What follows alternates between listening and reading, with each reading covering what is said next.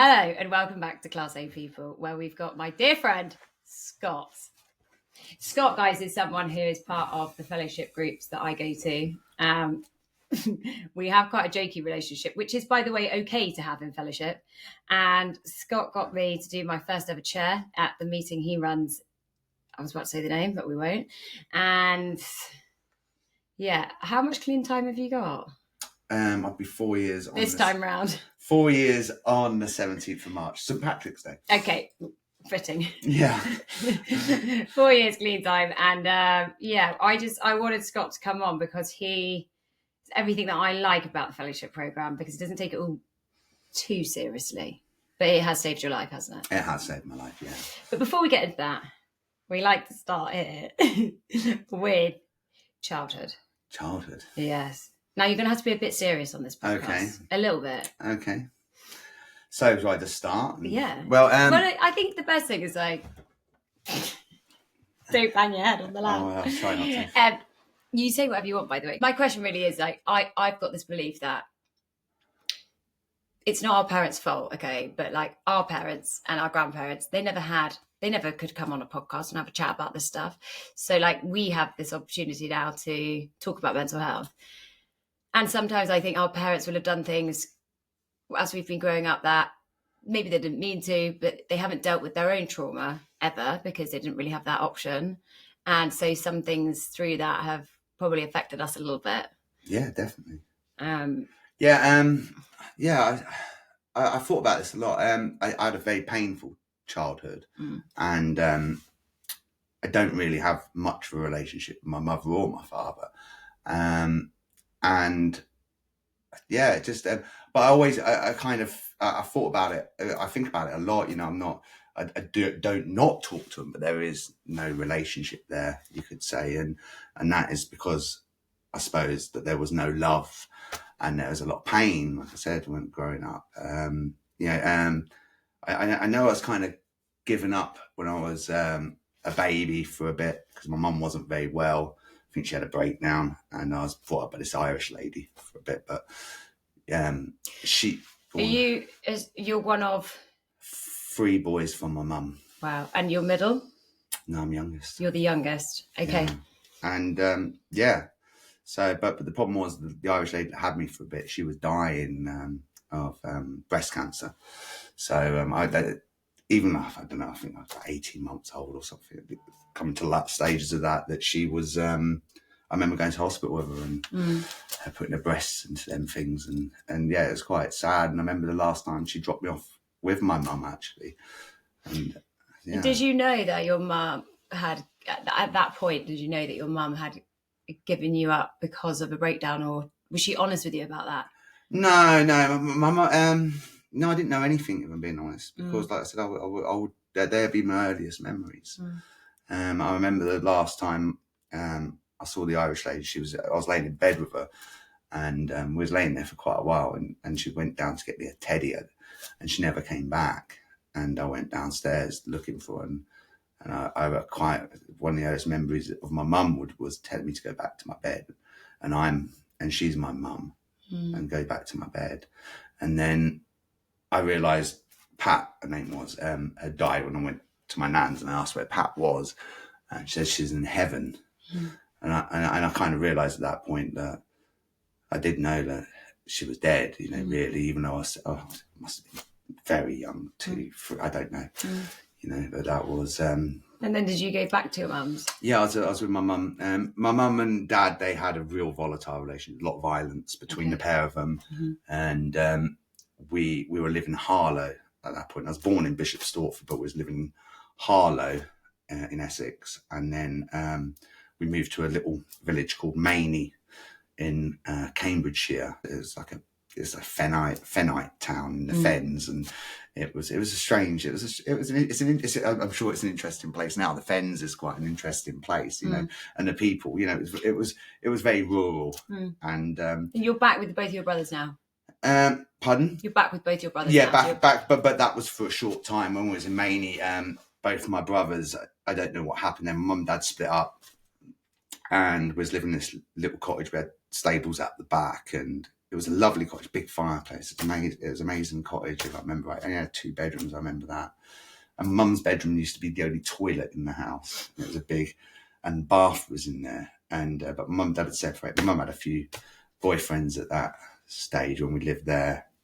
And then after a short period, both my brothers were, I don't know what happened, whether my mum and I was left at home with my mum because they went and lived with my nan. They was meant to be going to live with my dad. But my dad wouldn't have them, and they were living at my nan's. They went, and so they got taken away essentially, and I was left there on my own for a few already years. There's quite a lot of stuff here. Yeah, quite separated from them to go and live with this Irish lady. Then you come back. Yeah. Then they've gone. Yeah, they went after. And then you're with the mother who kind of you would have felt that didn't really know how to have you. Yeah. And then your dad's not there, and your dad doesn't want your brothers. Yeah, and they're living at my nan's. Yeah. And you've had violence in the household. So, would you say that you and your brothers, when you were together, you were close? Yeah, very close. Because we never really had any food in the house. My eldest brother, Aiden, my mum used to disappear for a few days or whatever. And Aiden, he's 4 years older than me. He would have been cooking and looking after the animals or whatever at such a young age. He would have been a toddler himself. And then what happened is something happened at court, if I remember rightly, and Aiden came back. And I'm sure, thinking back, that Aiden came back to my oldest brother, Aiden. He came back. See, I think he worried about me being at home on my own, if I'm sure. Which there would have been no other reason for him to come back. I think he was worried. Did either of your parents struggle with substance abuse? No, my dad apparently used to drink a lot. My mum, I never know what's the truth. Did you ever feel like you were loved? Never. Apart from by your brothers? By my brothers, yeah, definitely. The brother thing was amazing, actually. Yeah. I think that's what got us all through, if I'm being honest. Are you all still close now? Yeah, we are, yeah. Yeah, that's lovely. Yeah, very. Do you know what I mean? It is great, actually. It's been, we've had a lot of differences over the years because we ended up quite feral, I'd say, and we didn't know how to behave, and we went through a lot, so you kind of learn these behaviours, don't you? I think it's really interesting to think about that because I always think, when you get to an adult, you know right from wrong, but actually some people don't. And if you haven't had parents who have kind of instilled any type of education with you on things like that, and then the only example they set to you is, violence within each other and no kind of like nurturing from that a parent you would expect. How is that child ever supposed to flourish or know those things if they've never been taught them? You have to teach yourself. Yeah, exactly. And I think I don't know. It's a strange one, isn't it? Because like it's funny how you can have love for certain things. Like I used to feel. I think love first kind of jumped into me. Really, would have been from that. I always felt safe. When I was with that woman, because there's lots of pictures of her cuddling me, and so I must have developed that at such a young age. And I think that you get a lot of I don't know, something works, because I remember when my brother was doing stuff, or he's having to clear dog shit, and mum had dogs, and then she wouldn't let him out and walk him, and then it'd be his responsibility to either get her up for work or even wake her up to feed us, to clothe us. That I used to look at my brother and feel like my oldest brother or my older brothers and kind of think, I used to feel sorry for them, in that situation, because they had so much on their plate, And but when you were growing up, did you know that was different then? Yes, of course. I was embarrassed about it right from the start of school. Like, we'd go to school without lunch, and we moved all around the country. What did your dad do? My dad's a farrier, same as me. Like I said, he wasn't there. It was only in little snippets of me growing up, very small snippets. He didn't really come and see us. And my mum married another man that was quite considerably younger than her.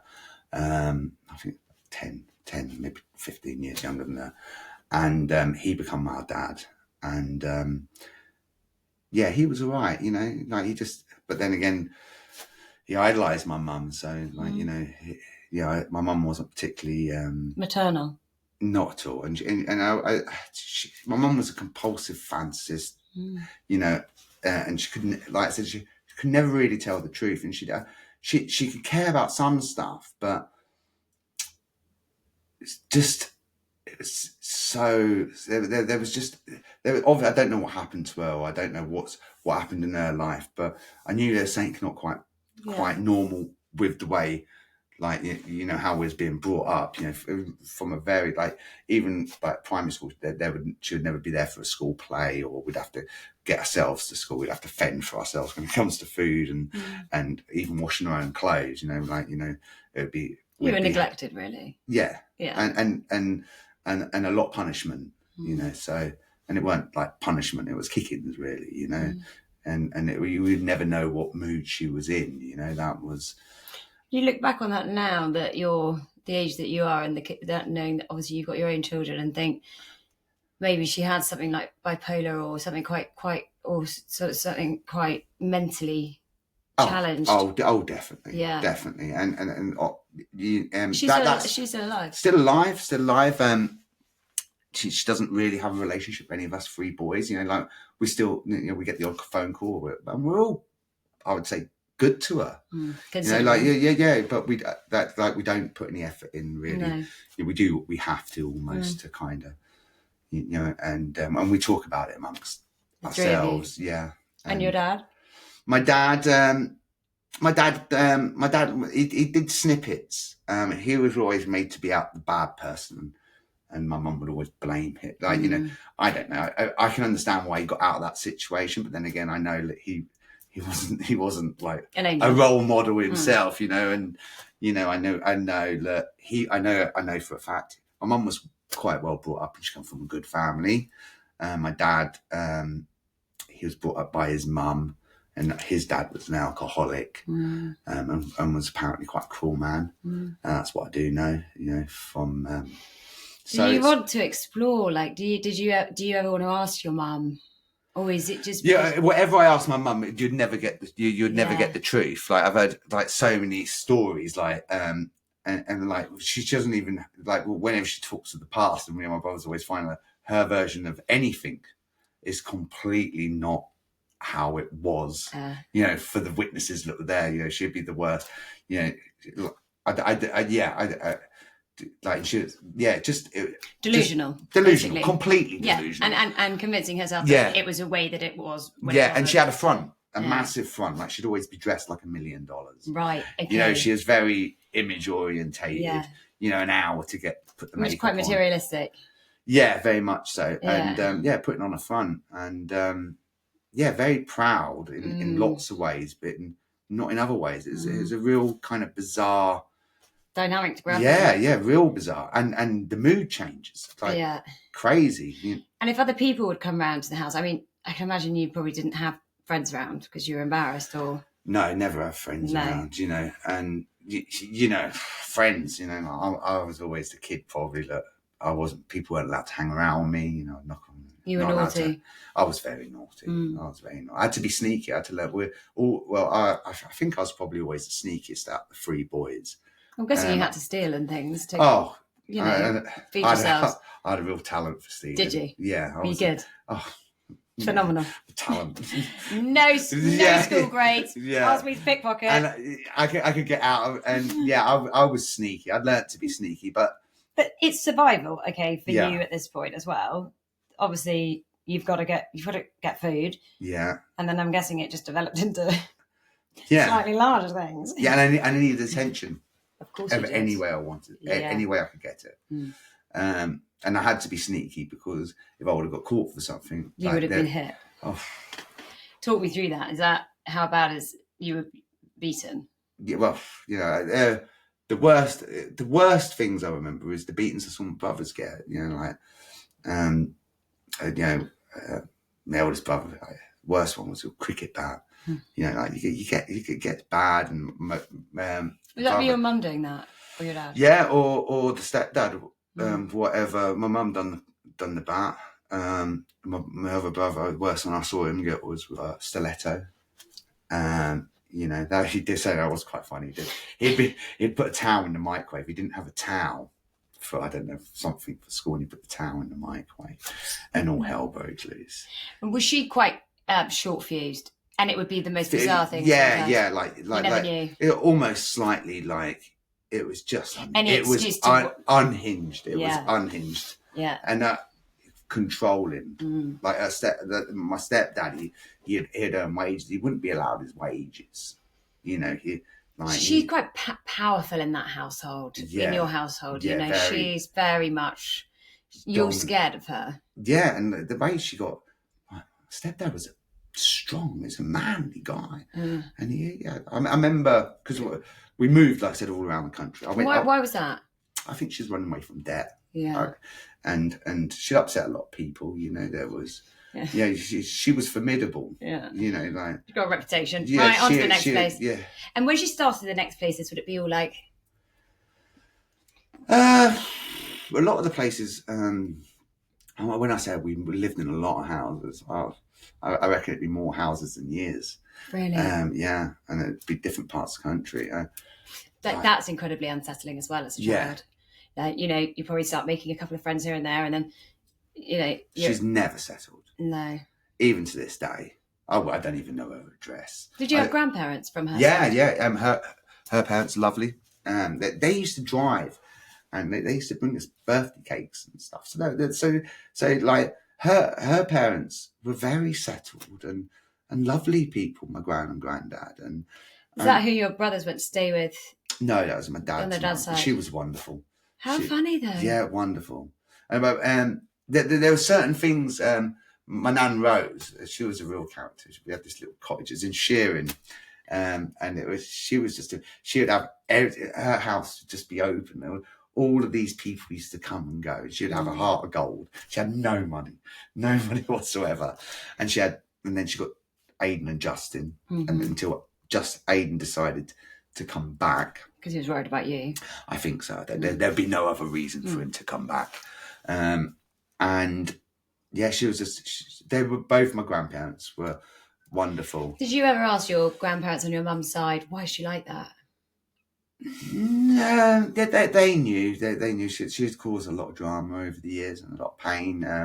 You know, I don't know. My mum's brother, he died at 18. He had a tumour in his head and the core of his brain that killed him. I don't really think that happened when my mum had already had us.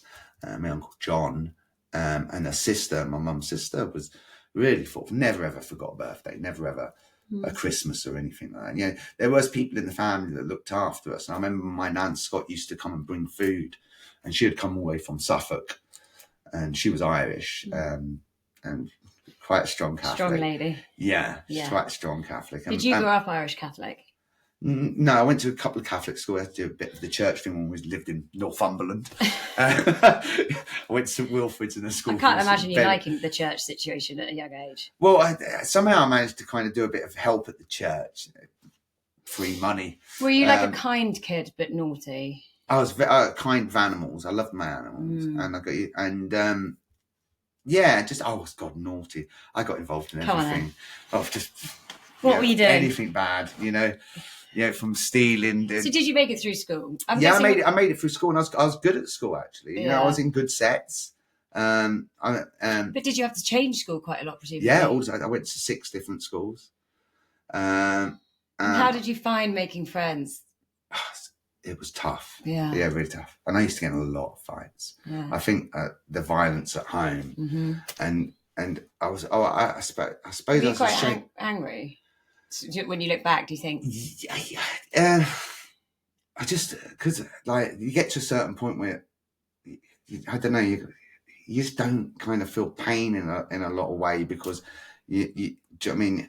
And I had to survive, you know. And there was kids that were quite intimidating, you know, like especially when you join a new school. Yeah, they're awful. You know, you're fresh meat, aren't you? Yeah, and also like you become when you're hiding so much. I think you become dead proud.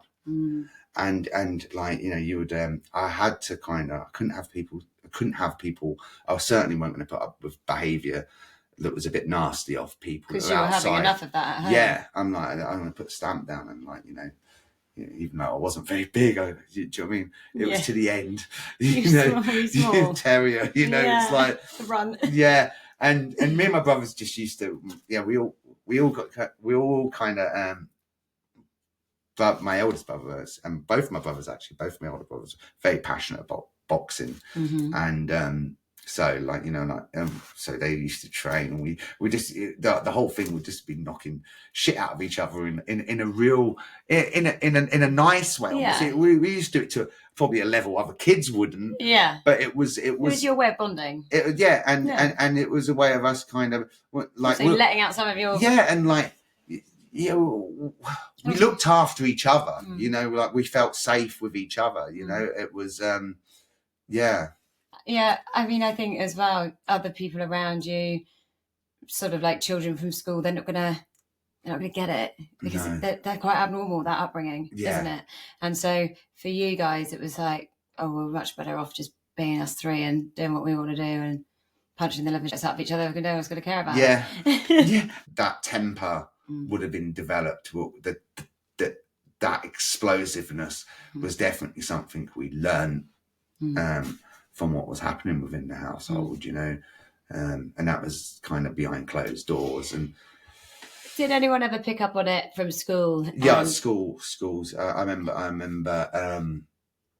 I got in trouble when I joined a new school, and I was in the office, and my headmaster says I remember he was sitting there, he says, your last school described you as a wild animal. And I remember thinking, oh my God. So you ain't seen nothing yet. Well, a bit like that, and so, but it was quite weird. Wherever I'd go, I'd always kind of bond with someone. I'd always get a friend, and it'd always be the other troublemaking kid. Of course. Or,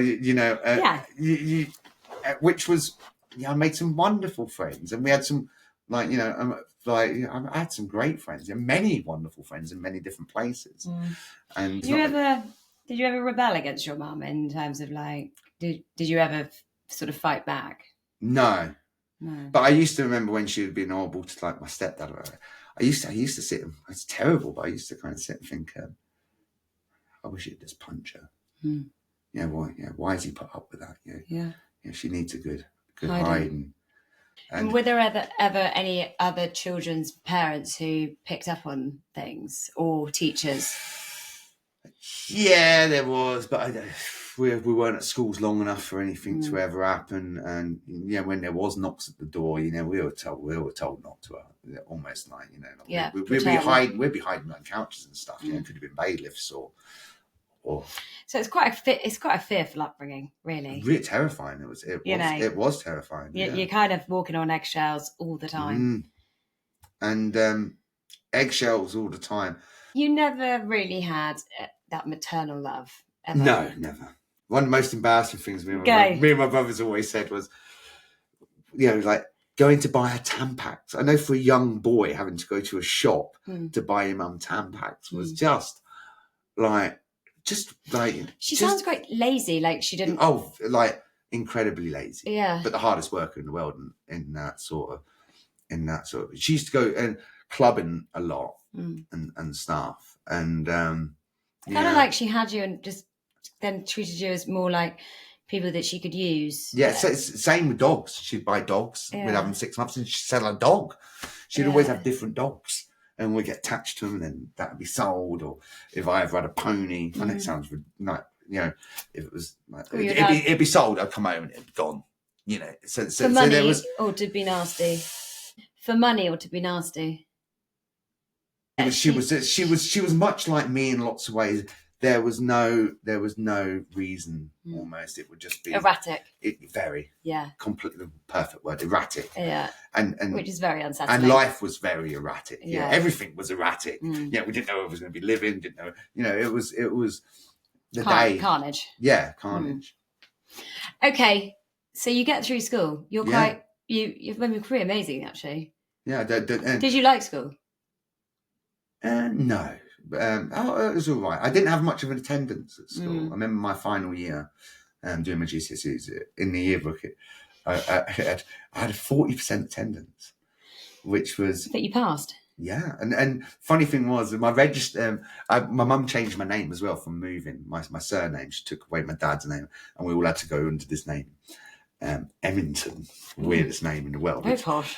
Emmington, I don't know. I don't know. Sounds quite. Yeah, I don't know. Old English. It just wasn't. And then I could hardly spell it. Yeah. You know, like, do you know what I mean? And yeah, like, it was just yes. Confusing. It was just bonkers. But yeah, at school, I'd, like, 40% attendance. But like I said, when I'm getting the register, sometimes I'd have to tell them they thought I'd left, and my name would be at the bottom of the register, where they thought like we'd moved elsewhere. And you were like, no, I'm still here. No, I'm still. I just haven't been to school for a couple of weeks. What would you be doing when you weren't going to school? Horses or mucking out, cleaning the dogs, jobs to make money. No, just jobs to keep the house going. Okay. We all had certain jobs that had to be, if things weren't done. So she didn't really mind that you weren't at school. When she needed you there and she needed you to be doing things, you had to be doing them. And then if she bought dogs, horses, we'd have to clean them up. We'd have to do it. Where was the money coming from? My mum, that's a weird thing, but there was we weren't poor. But the money just went on elaborate things where there's no money for other stuff. Yeah. Like I said, we had horses. We had we had times where we were very poor, but we had times when we had things that other kids didn't have. But we just didn't have food or clean clothes, or love, which it was like, it was just chaos, like that. The whole situation, none of it ever made sense. We'd have quite a nice car. We're living in a nice enough house. Go and ride a horse, but you can't have love from a parent. And not having, a lot of people maybe struggle with one parent, but it is quite rare, because mothers, you have this opinion with a mother that they should be maternal. That's it. You do. You feel like that is a given when you have a mum. It's just not like that for some people. No, completely not. But I don't think she's actually capable of giving genuine love. Yeah. She could do pretend. A comedian. And I wanted to be like him. I'm being absolutely. Why I'd want to be like him, I have no idea. But from whatever I built up in my head, I think he was my father, and because he wasn't there, I didn't have things to not like about him. And when I did see him, he was so funny. It was just. He was just like one of those lovable rogues, I suppose. Yeah. He was a showman type, in how he showed off. He was a show off, basically, I suppose, in many ways. Yeah, he had his faults. Like I remember being in the bath as a kid and he'd creep up and hold your head underwater as a toddler when they were still together.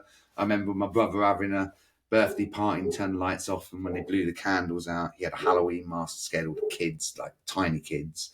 So he had a bit of a sinister side. My mum always said he was a bad husband. So he had that cruelness.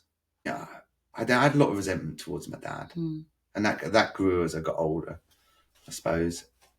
I think as well, leaving you is, you said at the start, you understand it because obviously you witnessed your mum and what she was like, so you kind of understand that you had to get out of there. But at the same time, also getting more to know him as I got a bit older and working for him. So did you leave school and go and work on his yard? I went and worked. He had a business in Newmarket. He worked in Newmarket. I won't say where. And yeah, like he used to have the Queen Mum go and visit him at his place of work because he was very good at his job, at that period, and he had a lot of people work for him, and he'd done really well, especially where he came from, and he had and the people that worked for him, they're like idols, these young Farrier lads. They're so fit and strong. I would have been like 15, seeing these 20-year-old lads, and they were ripped, and they were just men. They were tough, and there was this real bond of lads. I'd go and work, and I just they were idols. And I bet you love that because you've not come from, when you get into situations like that, from not having a particularly stable home or like family orientated home life, and then you're with kind of like a band of brothers at the Farrier, and they're older than you, right? Yeah. And when people are older than you and you're that age, you you think they're cool, you look up to them, and you just want to be them. Yeah, and then the wagon and horses. So they'd finish work quite early. All these men would meet the wagon and horses in Newmarket, and they'd all have pints. Okay, so now we start meeting the alcohol. Yeah, the alcohol. I'd been doing cannabis before that. Yeah, lots of people's gateway. Yeah, so one of my dad's lads used to pick me up from Chatteris, take me to Newmarket, and I'd do at 15 or 14, I'd go and help out the racing yards and like passing tools and shooting these racehorses and even going around the yards. For me, I'd never been to such posh places, like, you know, and it was just a different world, and it was everything you could ever dream. Because I don't know if you've been to Newmarket, like the stable yards are just the money and the wealth and these beautiful horses, and then going to the pub with these like big kids, like so my dad used to send this apprentice. It's so funny, and go and get the drink. And this apprentice of my dad's used to pick me up, and it'd be like a 30-minute drive to Newmarket from Chatteris. And then one day, the apprentice at the time was like, Scott, do you know where I can get some like cannabis from? And I was like, oh yeah. So I was like so he was driving me to so we was on the way home, and I was like, I can get you something. So he was like, gave me like 50 quid to get cannabis. I was like, oh my god. so he was like, so I was like, yeah, I know someone. So I went to this dealer's house. You didn't know anyone, did you? No, I did. Yeah, I did. So because I was smoking it, you know, at school, you know, I was straight into, I was probably about 13. Well, hang on. When's your first introduction to anything? What, drugs? Yeah. It was a weird thing, actually. I think, like I said, about 13. I was watching, there used to be a programme on TV called The Equalizer. I'll never forget it. Right. And it was a series. And Edward Woodward, who was the Equalizer man, whatever his name, the actor, he had a son called Scott. And I remember, and there was a series where I think it was his son's friend died of drugs. And I remember watching that series and kind of thinking to myself, I'm never going to do drugs.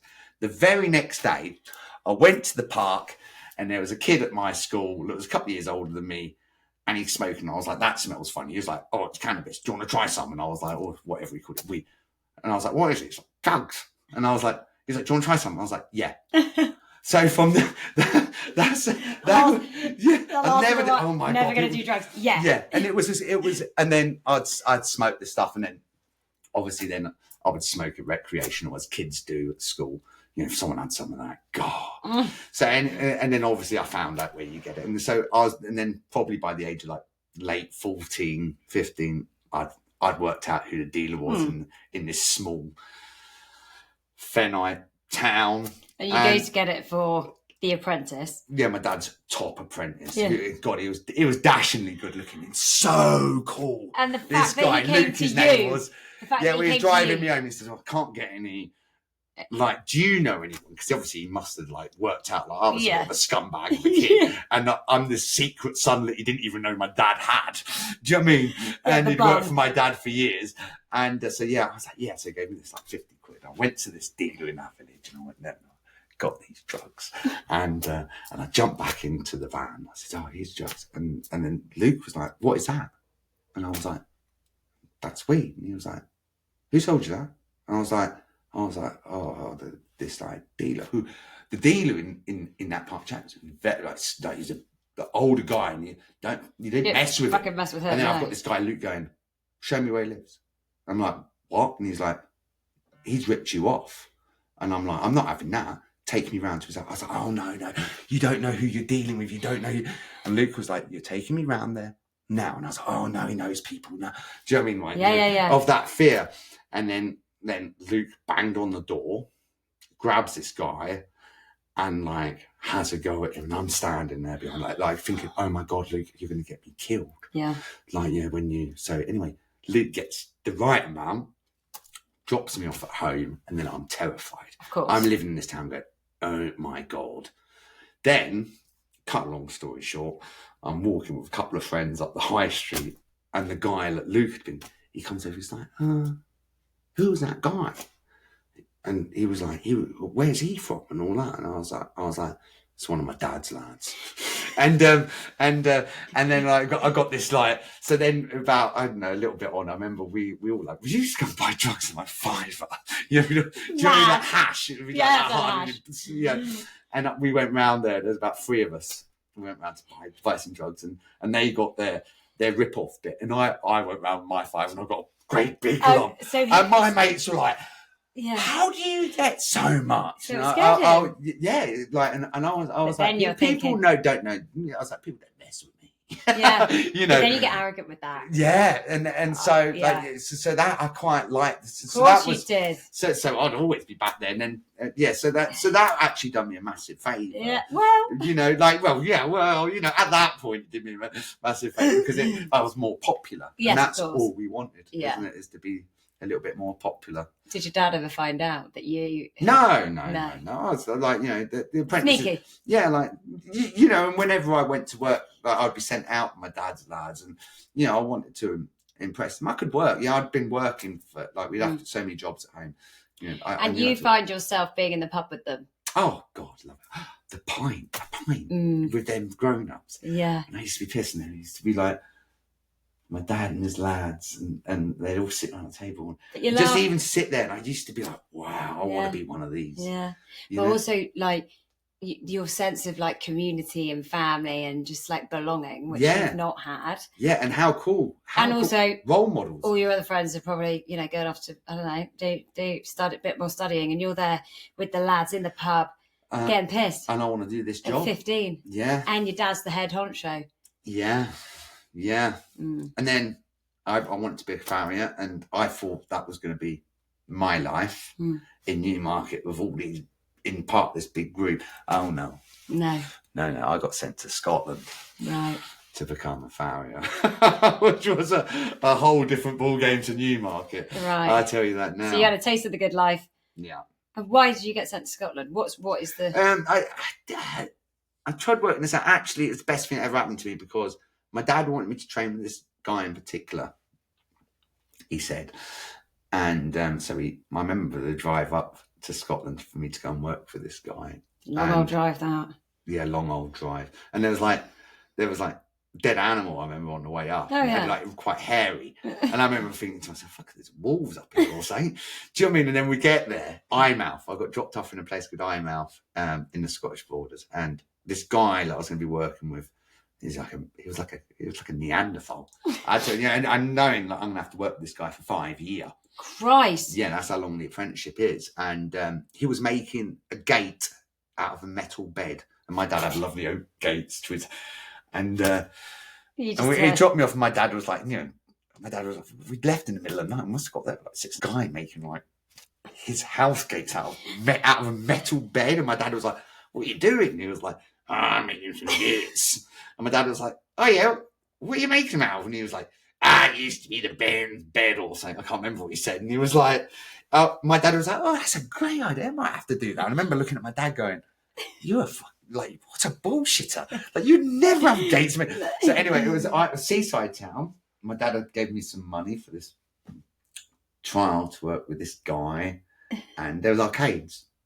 I went to, I have no friends. I stopped there. It was a Sunday. And this guy didn't work on Sunday. I went and blew my week's money on them arcades. And then I had no money. But that night, it was my first day.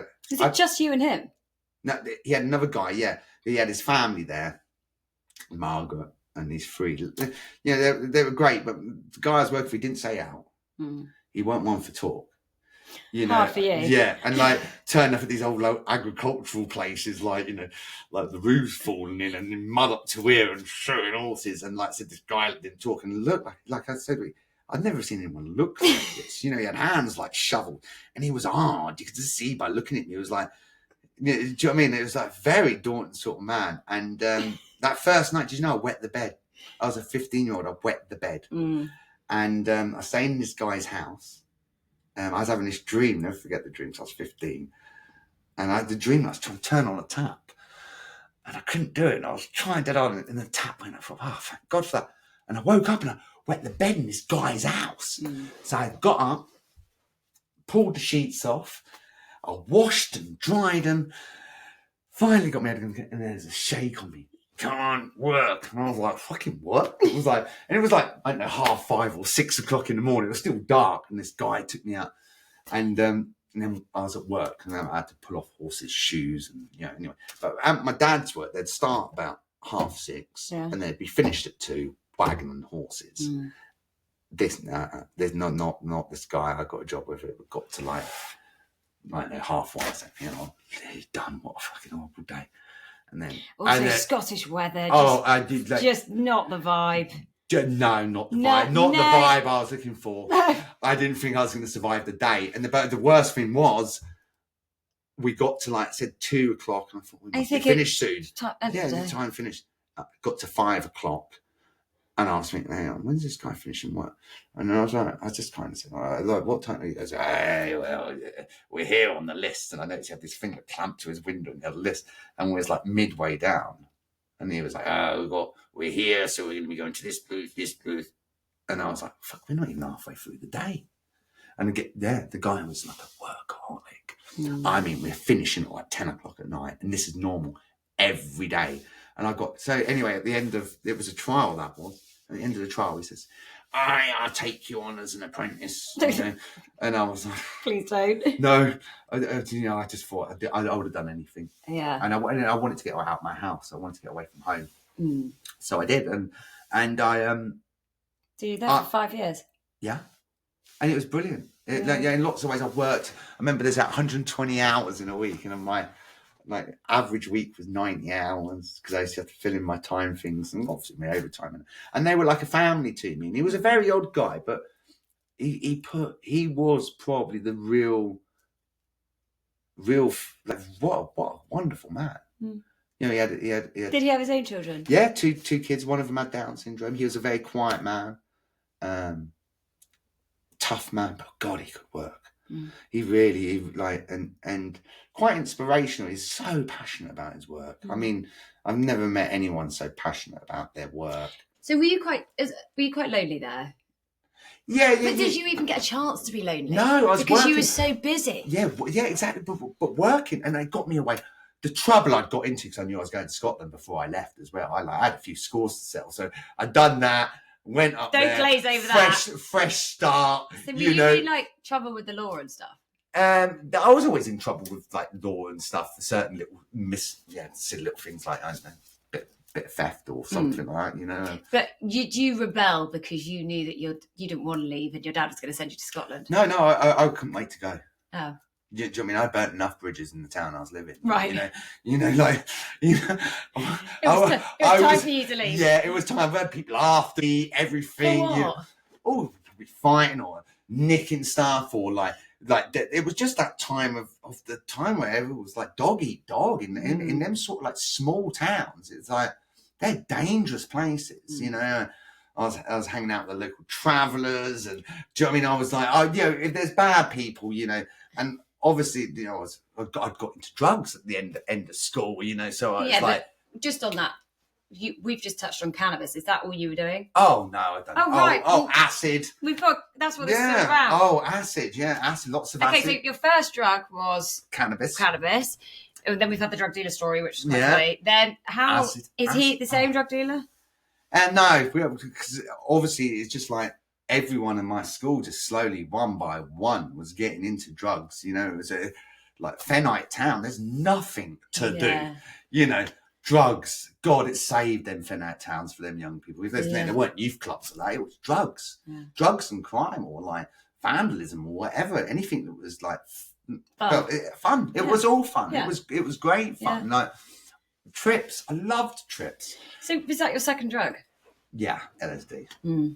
Brilliant. Yeah. Riding a horse on LSD. Oh my God. Like you can literally fishing LSD. God, hiding in the house. I remember the first time I done LSD in my house, and I thought I was at home for this. This is the weird thing. I always do shit on my own too. Yeah. It was never. But actually, reeling back the drinking, I was drinking at the age of 11.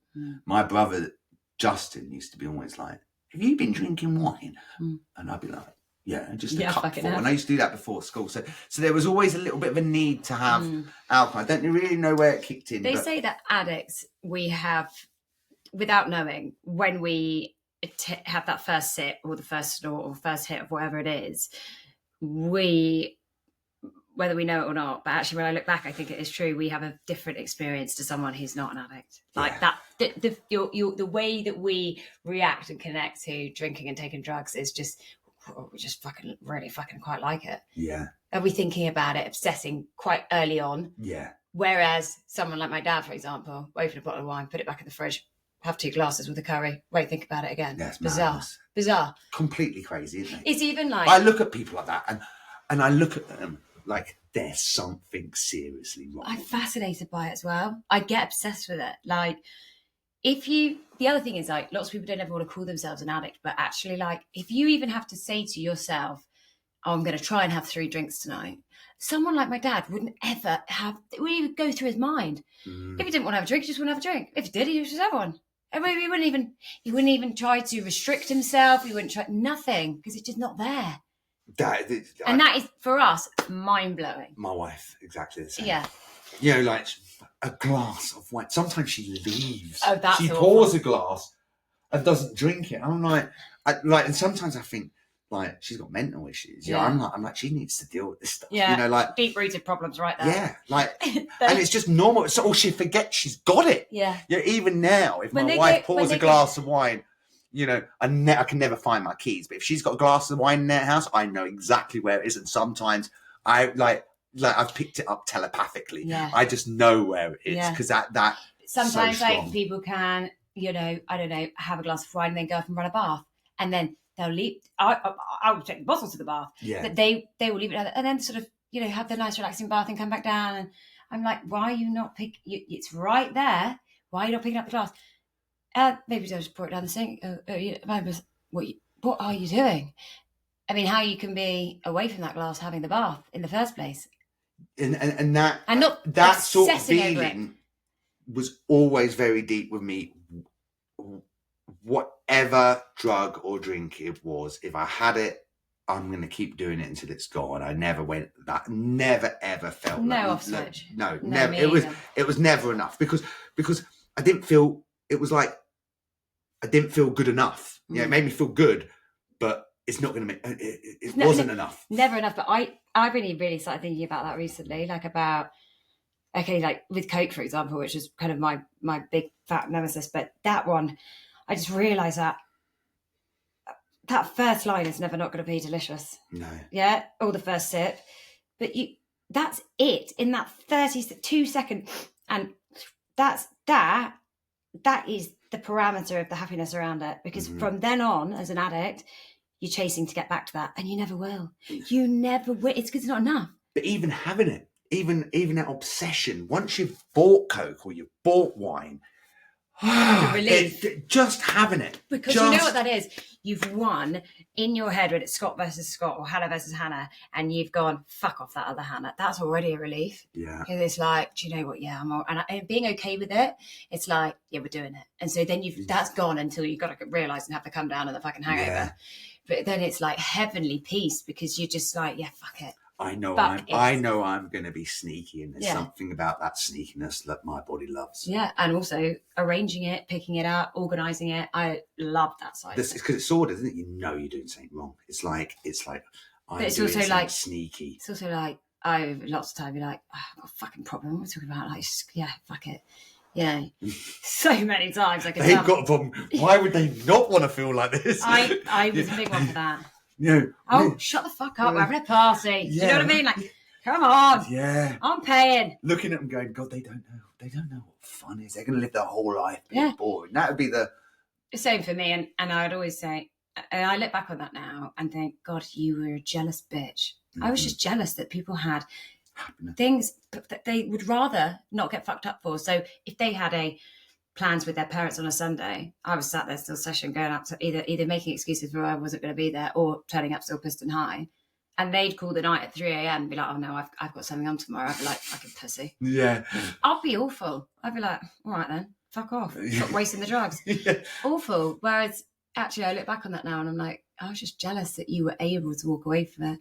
Yeah. I wasn't. Well, I'm in it. That's it.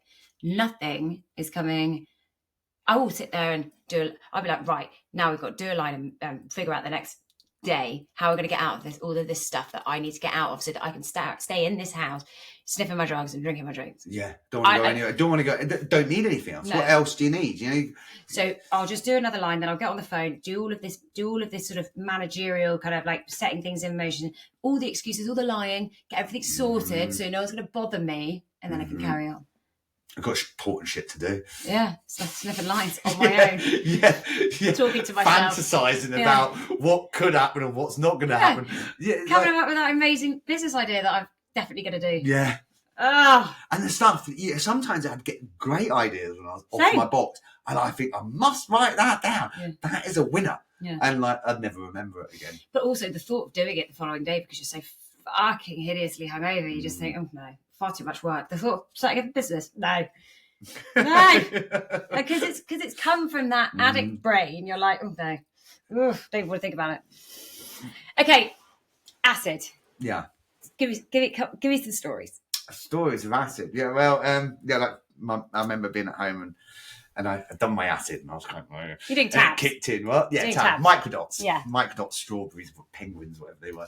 Microdot. So yeah, I remember my mum come back. Oh no. Oh God. Oh. Under the bed. She's in I can see these ankles walking back and around my bed, and I'm under there tripping my nut off. And I honestly, you've got a mother like mine. But that's what I mean. Can you imagine getting like a hiding or her screaming at you when you're tripping? Like, I couldn't have thought of anything. I don't know how many hours I was under that bed. I reckon it was about 2 weeks. That's how it felt. You're not on acid. Like, everything's crazy. I think she left and I would have stayed under there for another couple of hours. But yeah, just acid fun. I remember there's me, a guy called Robert and Finney.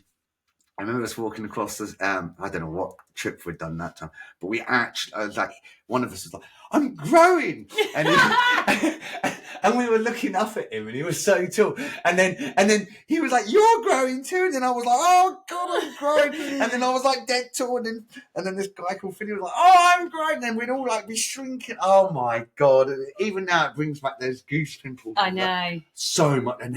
And I remember the lad Robert was with, he had to go home. I think it's like 10 o'clock at night.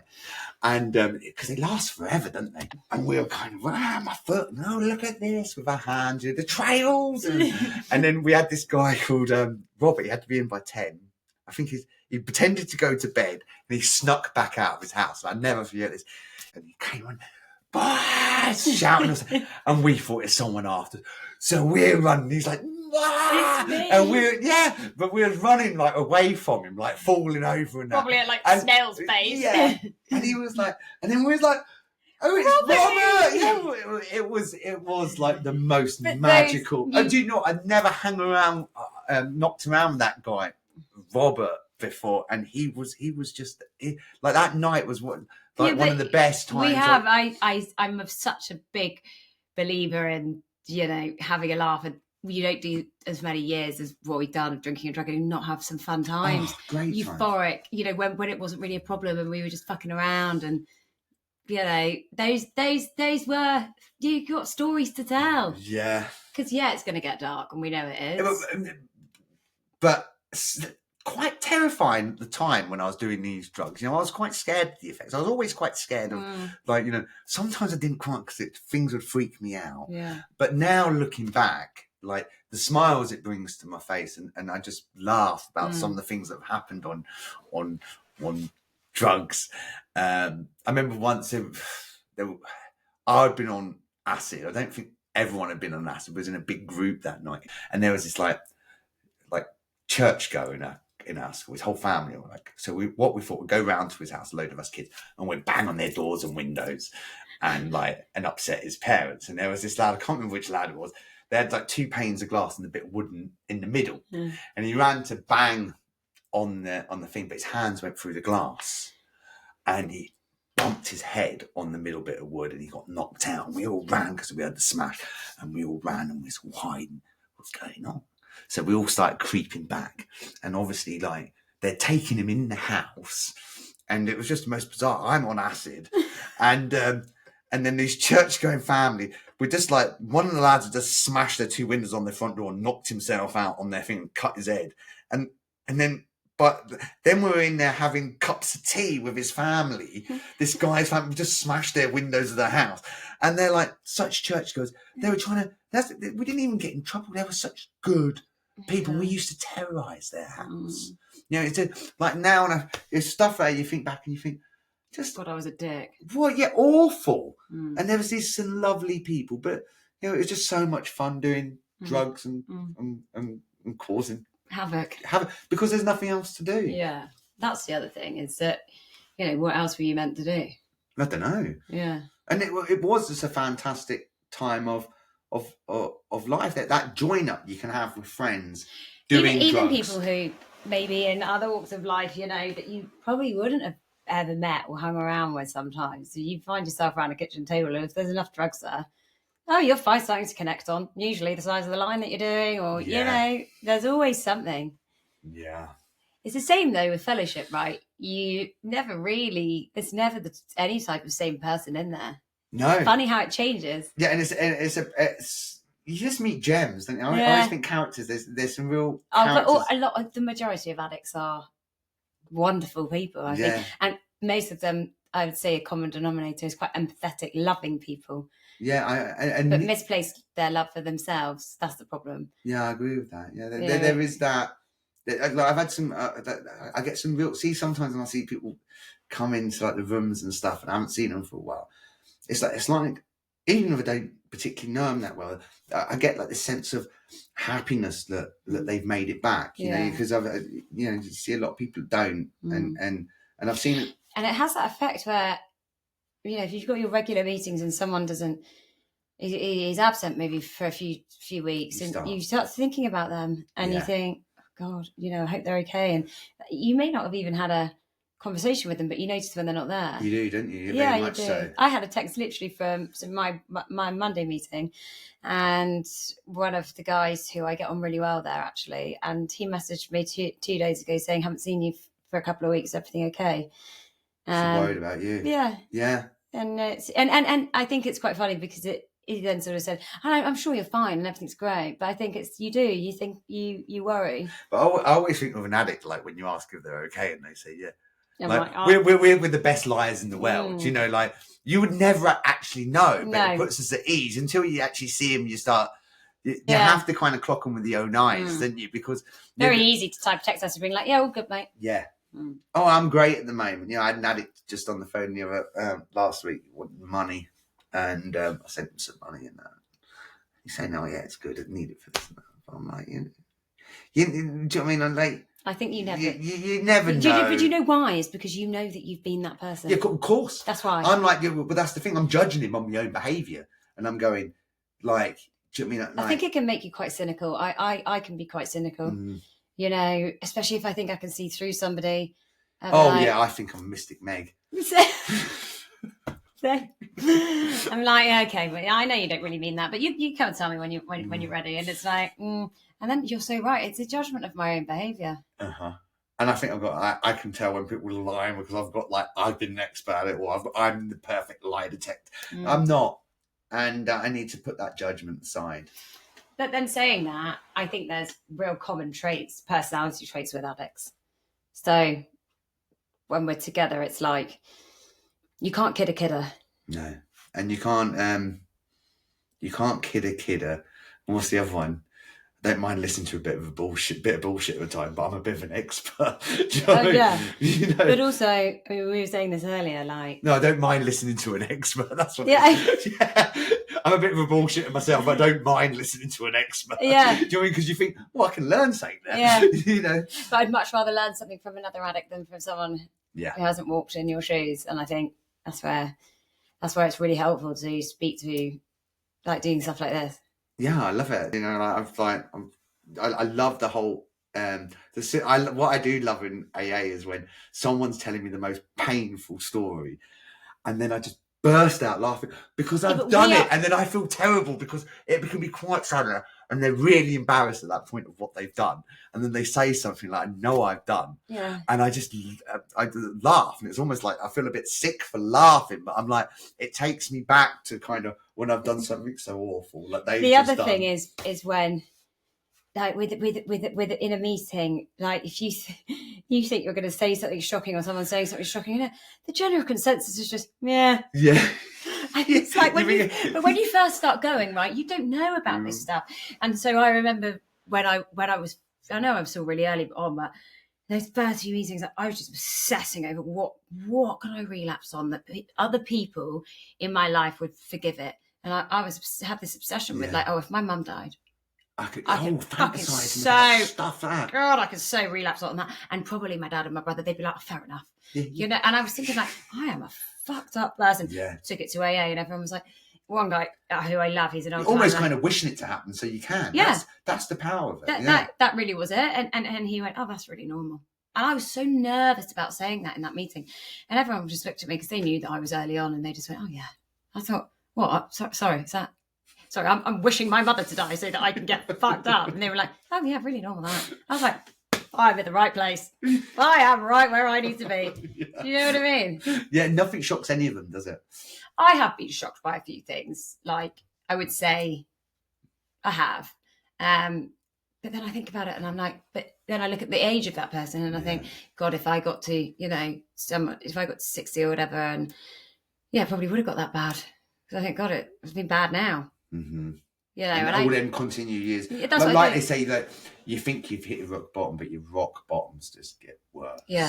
And worse and worse. I think, we'll go into that because you met drugs at an early age, basically, and went to Scotland. Started doing apprenticeship, and then I bumped into someone and I got into because we moved to Edinburgh and then the club scene. Yes, that was. But the 5 years you're doing the Farrier apprentice, you're not really drinking or using drugs. I'm guessing you. I was drinking. Yeah. When I was allowed. You're quite rural Scotland, there, are you? Yeah, in Eyemouth. And then, like I said, after 2 years into my apprenticeship, that was about 18 months into my apprenticeship, my boss decided he's going to relocate his business more towards Edinburgh. Yeah, so then you get to meet some people. Well, city, girls, clubs.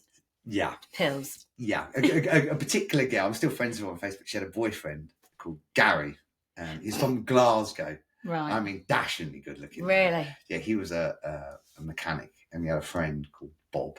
And he kind of, it was like this lovely girl, Paula her name was. She was like, Gary, Scott's got any mates. Take him out. So he used to lend me clothes, like designer clothes. I never had that's the first time I heard of Ralph Lauren and that. Yeah. And Gary, and he smoked dope and so that was perfect. We hit of on. Course. And he was like 21, so he's quite a bit older. And like I said, dashingly good looking. And he had this friend Bob. He was just like that mate of a good looking person that was just like the mate. And then he had Wee Scott, as he called me. Yeah. Wee Scott. Yeah, and like I said, Gary was originally from Glasgow, hard as well, like striking bone structure, really white and dead cool. Like I used to notice all the girls used to. Yeah, swoon. He had that kind of charisma, and then he was, and then we got into the clubs, and we weren't like nightclubs. No. It was like the clubs where they only sell water. And then I had my first pill. Yeah, baby. Yeah. Oh. Best night in my life. Just heaven. He was like, Scott, you're doing a pill tonight. Did you go straight in with one, whole one? No. Good. He was like, take this. And he was like, and he had a couple, he banged them down. Did he? And he was like, eh. And then he was like, go on, take it. I was like, I just have half. He's like, take the whole thing. I was like, no, because people have been dying, hadn't they, on the news? Like, and I'm like, I don't want to die. Do you know what I mean? So anyway, I had half, and I'm in this chill out bit, and then it's like, I'm not funny. So I've done the other thing. Oh, classic. Yeah, nothing. Nothing's happening to me. Take the other half, come up, double drop. Whoa! So anyway, he's like, yeah, because he'd done mine a bit, because I was like hesitant. He had done his before me. He's like, yeah, we do in the name. And anyway, so he had gone off, and Lovely's, it was in Colton Road. The club was called Lovely's. It was a gay club, funnily enough, and because it was the place to go. Yeah. It was like it was so funky. I mean, the funkiest place, the most hidden place. It was like the scene of it was just like, and most of the people were there. It was just the coolest. So we went there, and he went back looking for me, and I'd gone, and he was dead worried. Like I'd gone home or something, and he says he was searching the whole place. First night of coke as well. I was in the toilet, You got done a line, and like I said, I remember meeting these people, and I was telling them how worried I am about taking a kneel, and they'd give me a line of coke in the toilet. To mellow you out. Yeah, naturally. whatever. Yeah, like just. And then he said he spent ages looking for me, and he says he just looked down off this like balcony, and it was like first of all there was these people. It was like a fancy dress night, and I remember coming out of the toilets after doing this, like, and there was like some musketeers walking. I was thinking, oh God, because I'd done acid. Oh God, it's like must be kicking in, and like people like cuddling me and that, and I was like, and then the music, and it was like these blue lights, and it was just like, and then it just bang hit me. And I was having the time of my life. And at this time, this guy, Gary, was looking out for me. He said he always said he's really worried. And he was looking down at this balcony, and he just saw this little ginger white thing just pumping his hand, having the best time.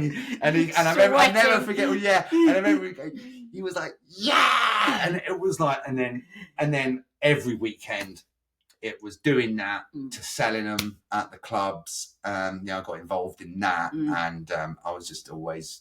And you were the guy. I was born that night. Ecstasy, from doing that, being frightened, taking that half. It was that went on to loving it, doing them, going to flats afterwards. That walk home in the early hours of the morning.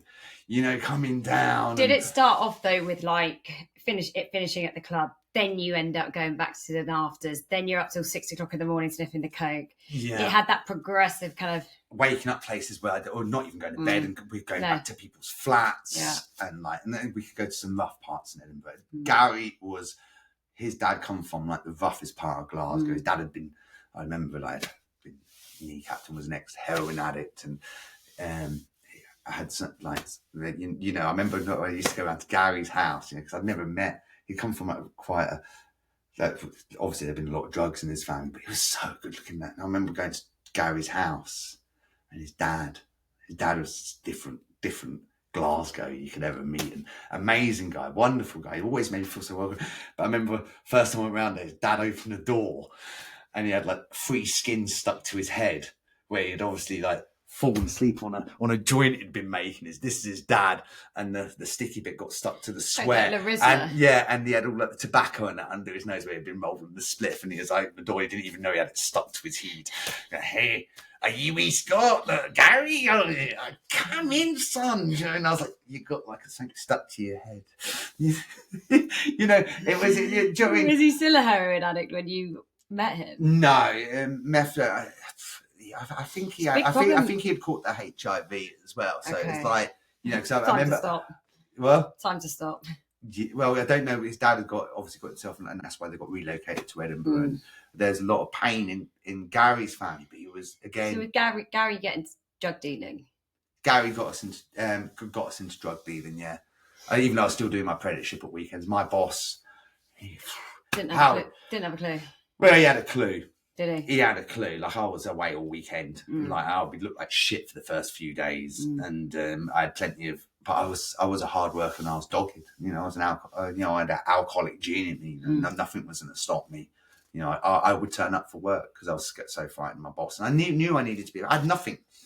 That was just a phase, and I needed that sort of friendship because I didn't have friends, and I got catapulted into drugs, club scenes.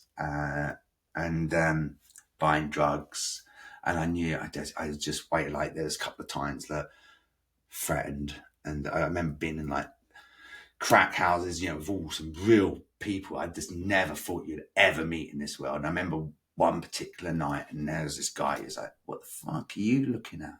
And he was looking, and there's a whole crowd of people. And I knew I was there without even Gary, and I just ended up going home with these people, and I was in deep shit, when someone just turns on you and they're like, what are you looking at? And getting really, leave him alone. No, he's got, and knowing you I've got so many difficult situations, where you kind of think, oh God, I've got myself involved in. Been in frightening. Quite a bad one before. We ended up at a drug dealer's house, and he was he just turned and he kept dropping rocks of coke on the table. This is all anyone ever fucking wants me for. Yeah, go on then.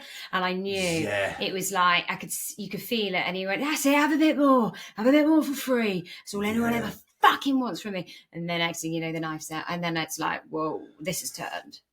How terrifying! Like how terrifying! Like when it is, someone can change the room of an afters very quickly. Yeah. And it's like, and you're stuck there, and it's like don't you fucking leave. Yeah. I've had that. And it's like, okay, not good enough for you. Where do you think you're going? Look, happy to be here when you're getting everything for free, weren't you? Yeah.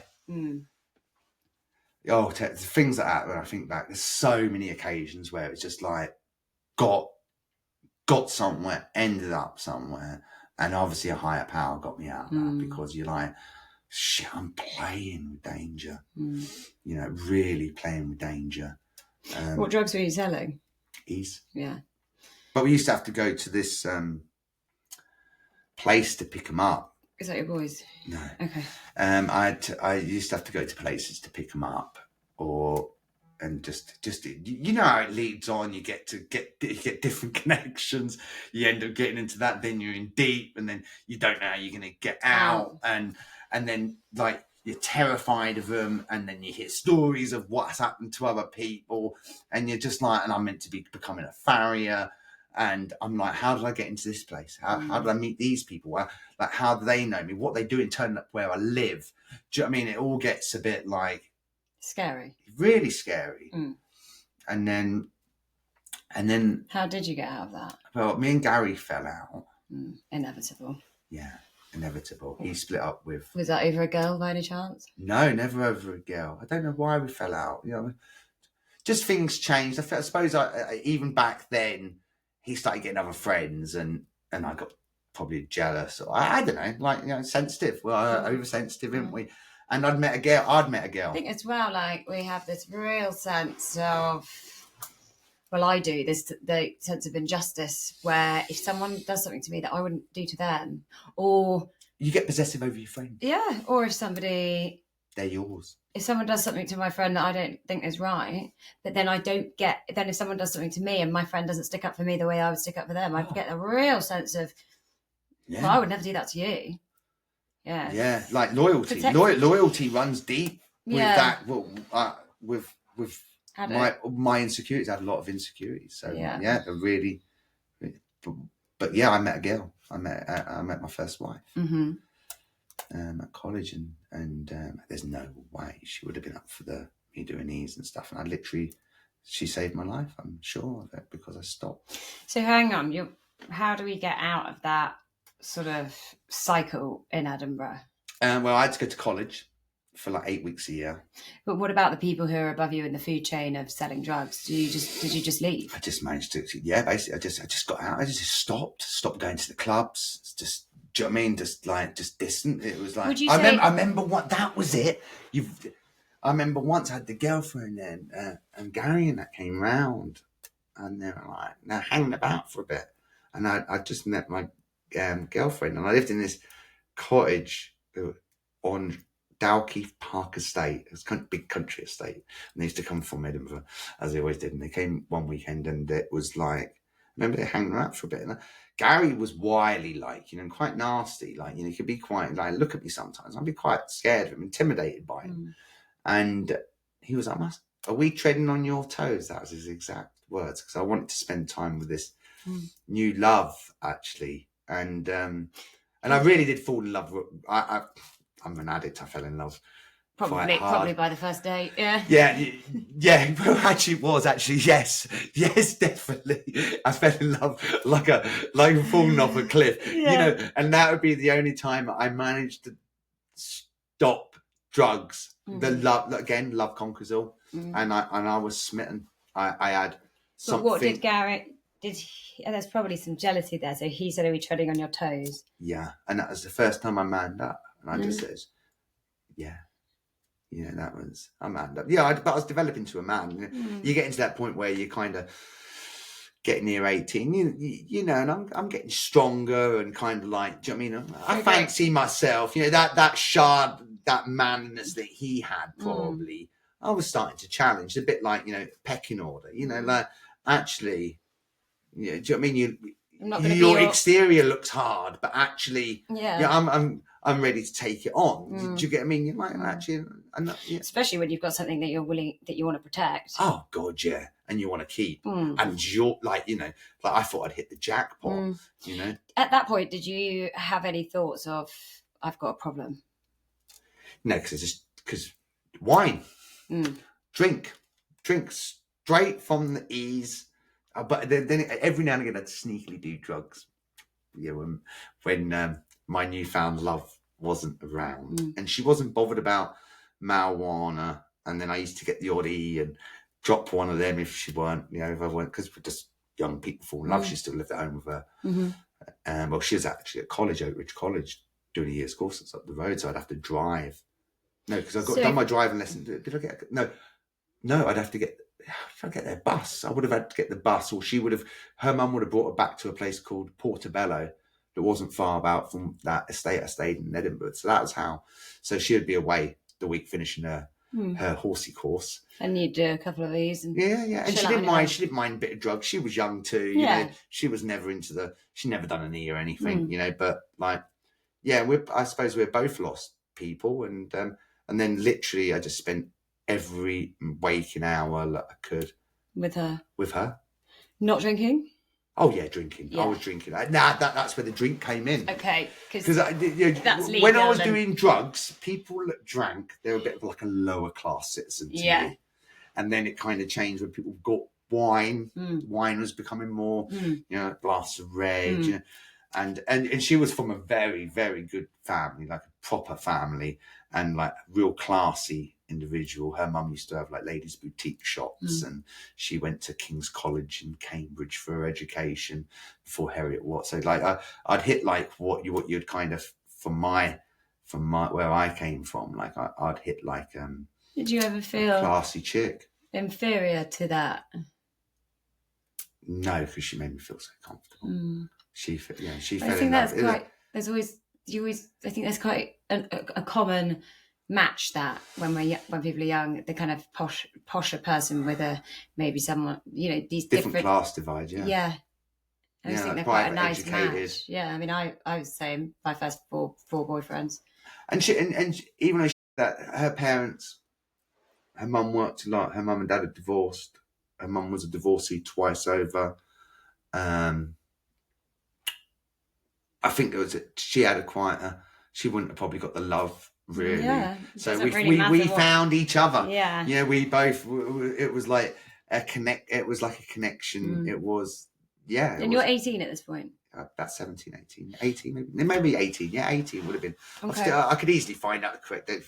Because I've got my engagement photos. This is first wife. So how quickly does that turn into marriage then? Oh, really quick. Yeah, of course. Like, like literally every waking moment I was with her.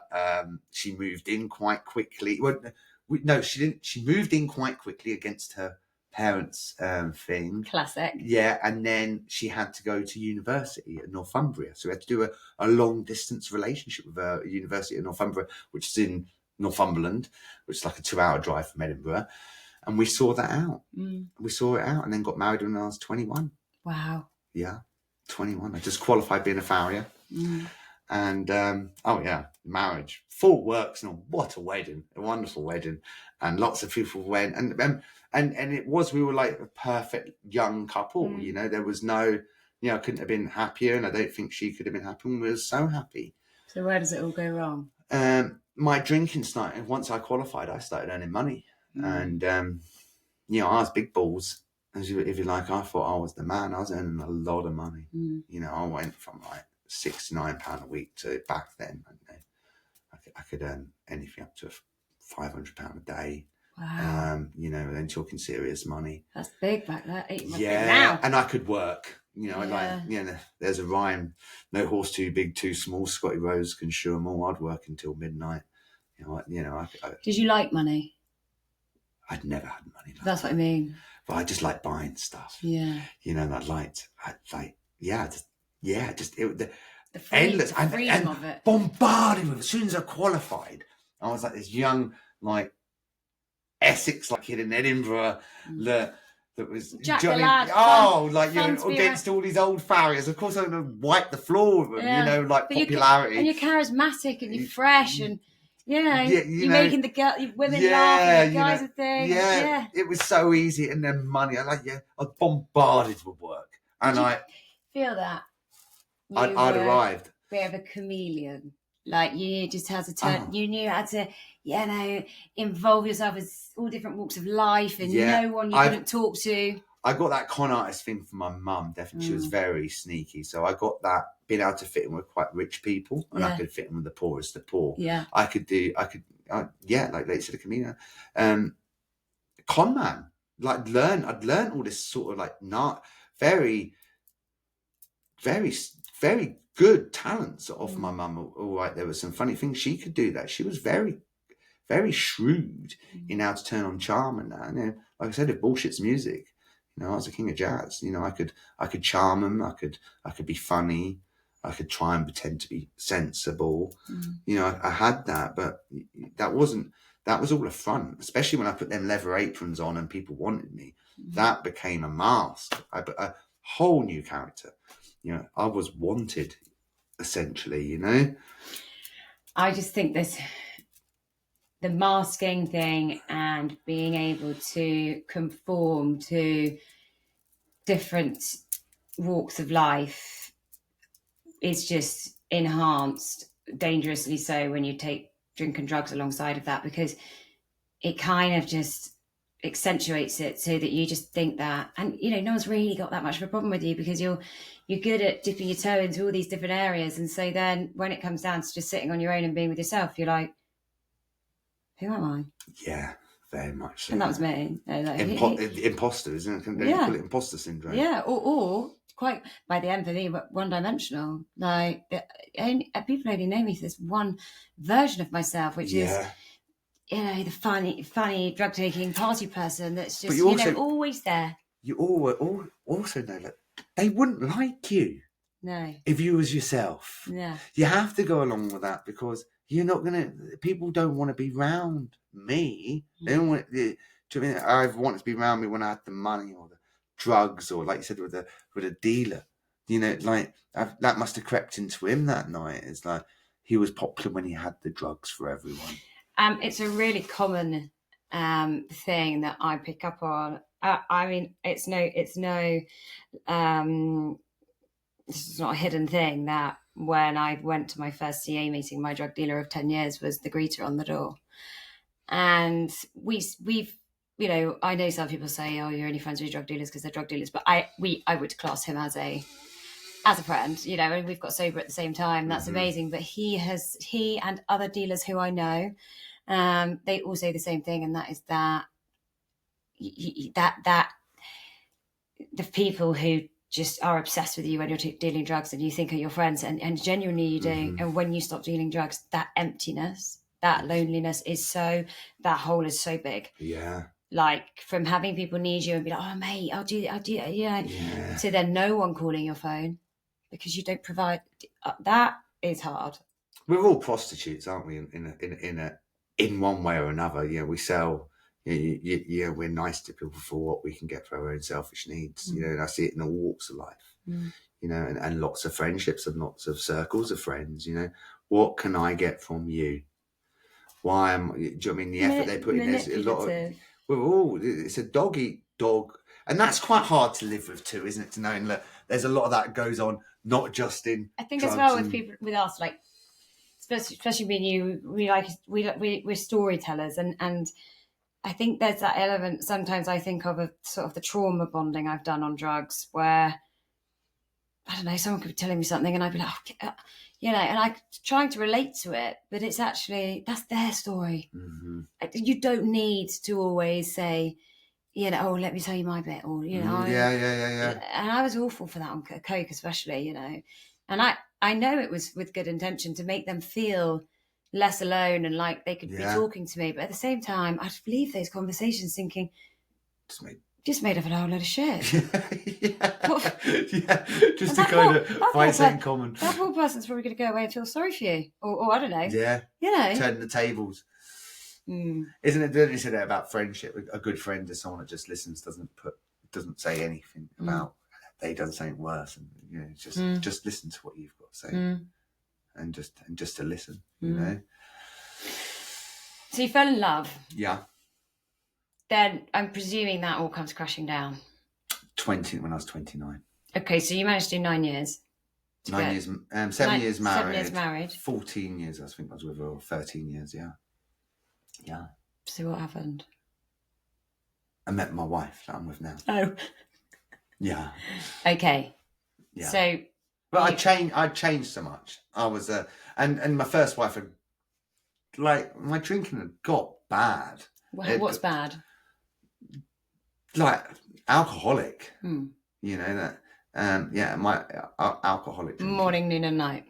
Not morning every day. Do you remember the day that you crossed that bridge?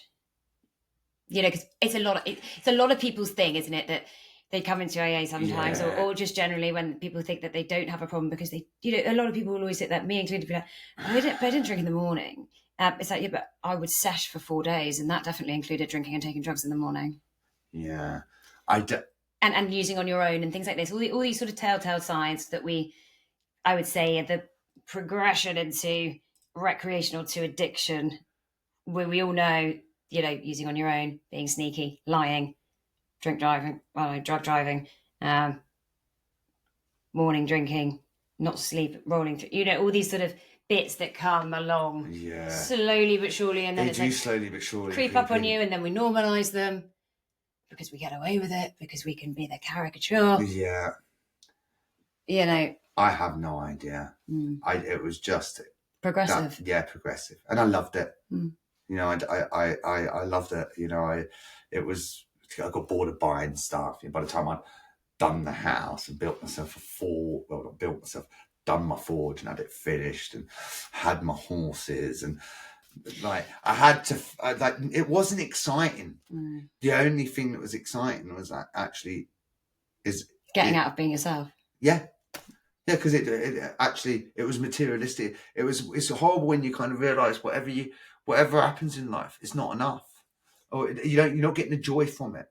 And actually, I just wanted to get.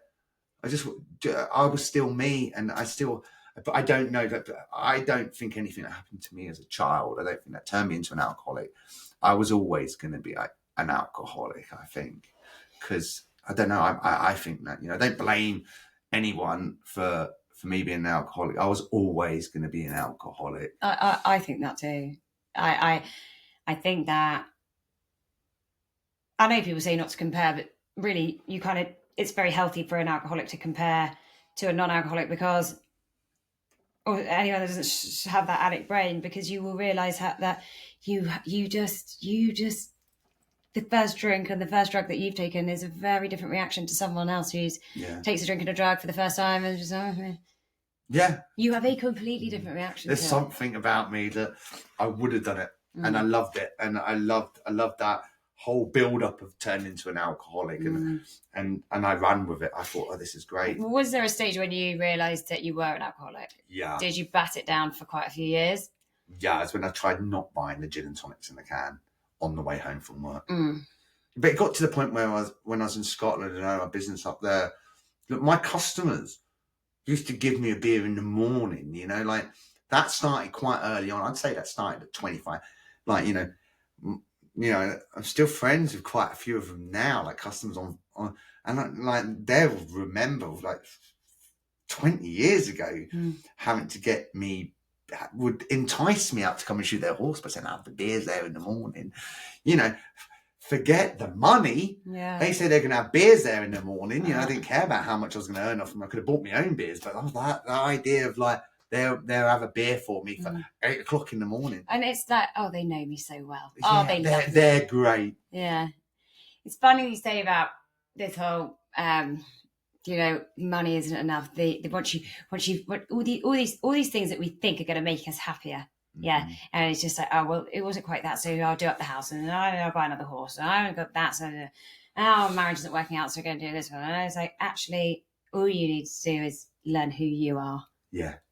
Be all right with it. Yeah. And I think that's exactly what happened with my first wife. Just She wasn't like just like she But was you- a wonderful person, and I damaged her Mm. particularly because the more I drank, the more I noticed I become more like my mother, and I was cruel, and then she wasn't enough. She wasn't good enough. She wasn't doing this right. She wasn't showing me enough, love, and blah blah blah blah blah. Always someone I was else's going to fault. destroy it. Of course, Yeah. awful, awful things we are really, and so you have to get. You think you're going to replace them. You've got to go. Yeah. Because you're affecting my health. Yeah. Yeah. You're so the miserable. issue. Yeah.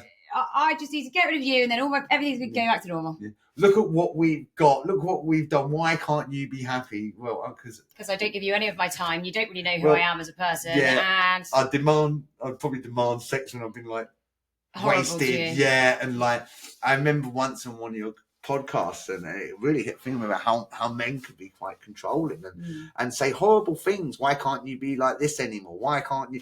And God, it hit me. I'm like, like I'm hearing an alcoholic saying about how controlling a husband, and I'm sitting there kind of thinking, I'm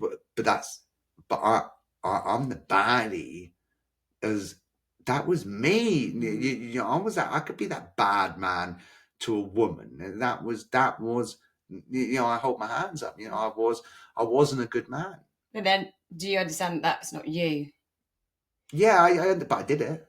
Yeah, 100%. And it came very naturally to me. Yeah. So it was my fault because I did it. Yeah. And I behaved like that. So yeah, I would have caused her a lot of pain because she's a lovely, lovely person, completely lovely person. There was nothing bad about that person at all. She didn't ever do anything bad, and I was awful. And I hope that whatever damage I did cause, she can kind of move on. Oh, she has. I'm sure she has. But I hope I haven't turned into damaged goods, if you like. Yeah, I mean that's the thing, though. These things do have an effect. Yeah, all of it. Yeah, like the stuff that's happened to you. I know you say you don't blame it, but it is. The things that happened to me as a child, I've done to someone else. Yeah. I've taken that awful behaviour and I have used that to be horrible to someone else, and then been that person that I've despised a bit and got all these issues with, and and probably create all these issues for someone else. And probably had the thought process of, wow, it happened to me. Yeah. And like, I want to see you be in pain. I want to say things hurtful enough, let you feel pain that I felt, and I think there's a lot of that. So when you say that you don't blame, which I think obviously comes from the work that we do, because what's the point if you sit in resentment to your childhood? It's only going to slow your growth down. Mm-hmm. But in saying that, I think we have to go through the phase of resentment. It's about not sticking. It's about not staying in it. Mm-hmm. Yeah, like you have a right as a human being to suddenly, when you're understanding what's happened to you and who you are and why you've gone and done that and done this, there is a part I think I definitely found in, probably like month 4 and 5 where I was like, fucking hell. Mm. Well, it's that bit of kind of going, that blame thing, but actually kind of going, no one's to blame. I've got to change because I've done. It's me. There's nothing wrong with anyone else. The only thing I can do anything about is changing me so it doesn't happen again, and I don't continue to be this person. And that's the only way I can kind of get some peace, is not continuing to be. I think one of the best phrases is the thing is like living as sober amends. I just think there's so much comes from that. Like you and the trickle effect it has on the people around you is one of the most peaceful things that can happen without you maybe even knowing. You'll be sat having a conversation with your mum, your dad, your brother, and all of a sudden you're thinking, I'm able to have these conversations. Or my brother said to me the other day on the phone, right, he wanted to talk to me about something, and I did find it hard to hear, but he said, it's so weird to be able to have this. I'm getting used to be able to ring me up and maybe, say something to me that in the past I'd be so angry and defensive. I'd hang up the phone. I want to hear it, Ollie. I want to hear it from you. You're wrong. What you trying to do? No, and now actually being able to, just the smallest things like that. But we'd always start that with this anger that we kept. That's why we would shut them down, or we couldn't be bothered with them because we were just full of it. Oh, unless you're going to tell me what I want to hear about myself, I'm not interested. Yeah. Do you know what I mean? Unless you're going to, you know, pick me up and do my drugs with me, and not really interested, because that's going to shine a light on my own shit, and I don't want that. If we don't do it, I want to escape from all of that. Don't admit that we're like that. No. So it's very frightening, I think. But like you said, it's quite nice now that you can just have a chat, and there is none of that. Like once you've kind of made you haven't got that anger. I don't know. When you've it's so accepted weird. and come to peace with your own character defects, right, which everybody has, you learn that it's okay for someone else to have an issue with that with you. It's still right, but it's how to be able to not fly off the fucking wall every time someone wants to talk to you about something that you don't want to hear. That can be over like that, as opposed to you getting that phone call, putting the phone down, then it's still not been resolved, and then you're just stewing on it for days, forever. You know, it's so much. And then you're getting pissed and high on your own, and you're probably thinking, oh, the other time we did that. All the while, like, it's you. Yeah. Like I said, there's never been anything wrong with anyone else. Now I realise I have been, I just wasn't capable of kind of going. If someone upsets me, like I just didn't know how to handle it. There wasn't a problem with how they upset me. I just didn't know how to deal with it. I didn't have the life skills to deal with anything. I do think though with things that it's okay to, like, the cards you got dealt when you were a child,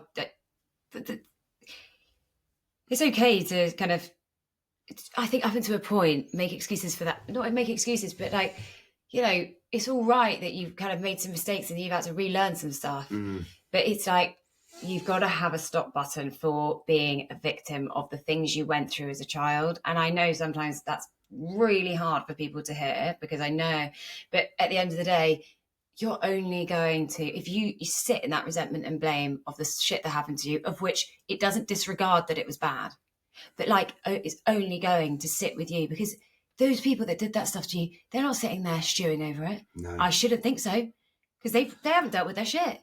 So they're not sitting there. Your mum, for example, she's not sitting there she's delusional. She thinks she's done nothing wrong.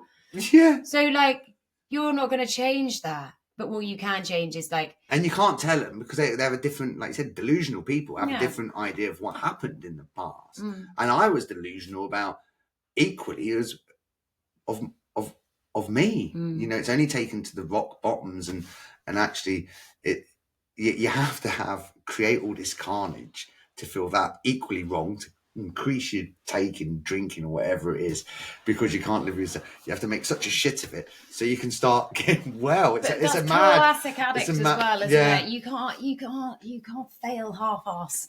You got to fail right down there. Yeah, you've got to make yourself. You got to lose it all. Otherwise, if you don't lose it all, you still can, your addict brain negotiate with you and telling you, oh, it's not that bad. It's a bit like my wife said something about when you're having a baby, or we live with you.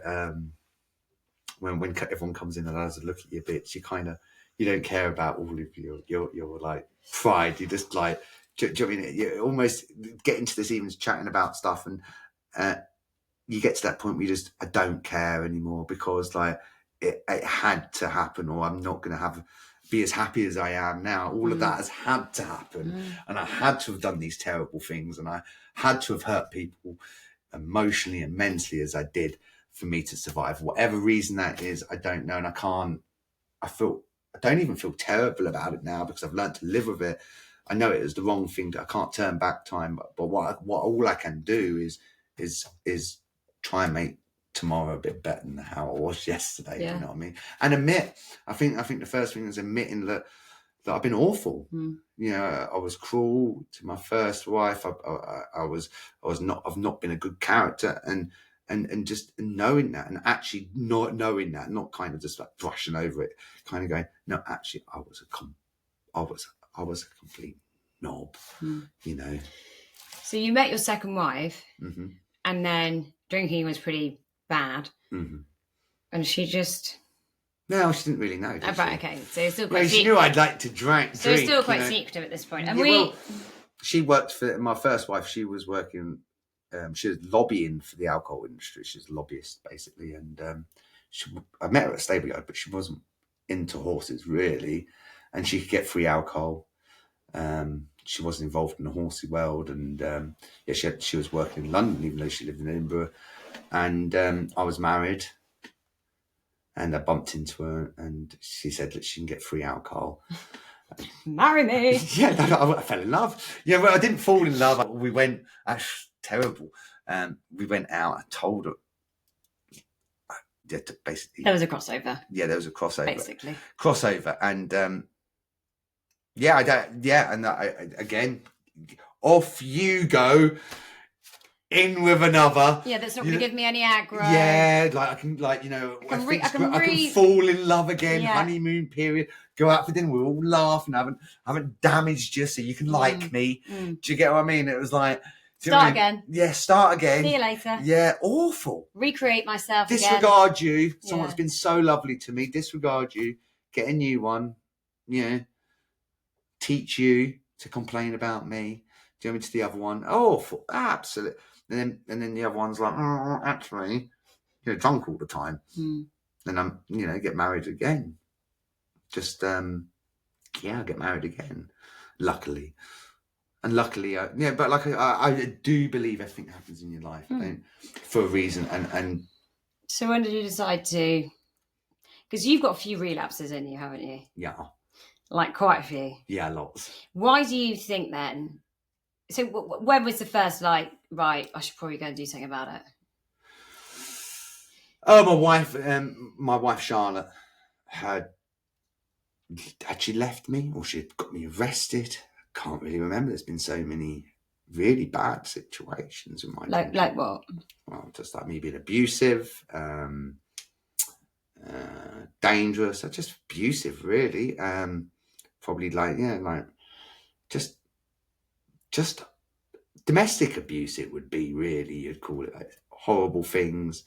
I didn't beat her up or anything. I remember once I clipped her around the head, which was totally the wrong thing to do. Being pissed, having a terrible domestics meal. But my wife that I've got now, she's formidable. She's so hard because she's battered me. She's got you arrested?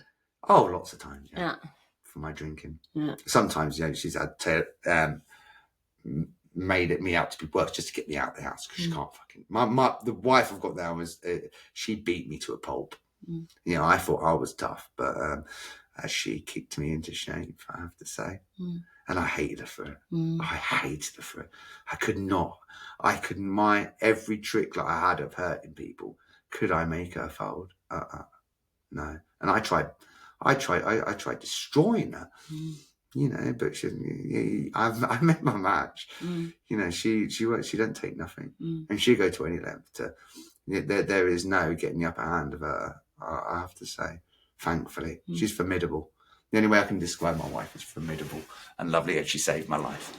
And so, did you go to rehab? Did you go? What was? No, it? I didn't do rehab. I think was there like a one time basically where it started this shift of, oh God, right, better get my shit together? Yeah, we had 2 kids. Right. I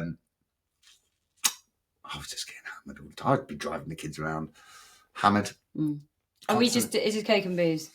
Yeah, coke, any drugs, anything I can get my hands on. There's more drink, actually. I kind of got involved in the coke when I was. I thought, well, fucking no one likes. No, I'm always drunk. She can tell. I'll do some coke. What a great idea! Sobers you up. Keep it secret. Well, not even that. Oh, I just become a cokehead. Yeah. I done more coke trying to get sober. Did you? Yeah. Do you know, because no one would know, and well, you can't smell it on your breath, and it's so sneaky. Yeah. There is no trace. But it's funny how we negotiate with it. Like, if I put that one down, I'll pick that one up. Yeah, no one would know. Yeah. No, my wife had left me, and with the kids, and I just googled AA's Anonymous. I'd got so low. That's what I did. Went there and did you want to stop? No, I just Right. wanted her back. I'm so like, I couldn't live with her. I couldn't live without her. And I couldn't Okay. believe she had the audacity to even think of leaving me. That's where my fucking ego was. No matter how nasty I was. I got rid of the last one. I was horrible to her. How dare this one even like Yeah, I even want think this about one to stay. Yeah. Well, also the ego, right? yeah. The ego. Yeah, like, I know my wife would have done just fine without me. That's even worse, you know, like, Yeah. and I kind of know I'm punching, you know. Do you know what I mean? I never wanted to know that she's kind of punching. I always wanted to think that she was punching. Yeah. And when she's got that sort of confidence and knows she's all right, Don't like that. I had no hold over. Well, how? That made me feel like such a pathetic man, you know. And then she was gone. And I imagine it's like, I'll leave you, and she never did. And then bam. And you're like, fuck. It just cranked up over the years. I've been with her 17 years now, my second wife. And, I've met some tough people over the years, and I don't know where she learns. I don't know where she learns to be so. Wow. She's for me. Like I said, the only thing I look at her sometimes. Still, I look at her and I think, just made a different stuff. Yeah. Yeah, she don't take no shit, and she doesn't let things mentally affect you. I don't think she's not damaged goods from even living with an alcoholic. I don't think.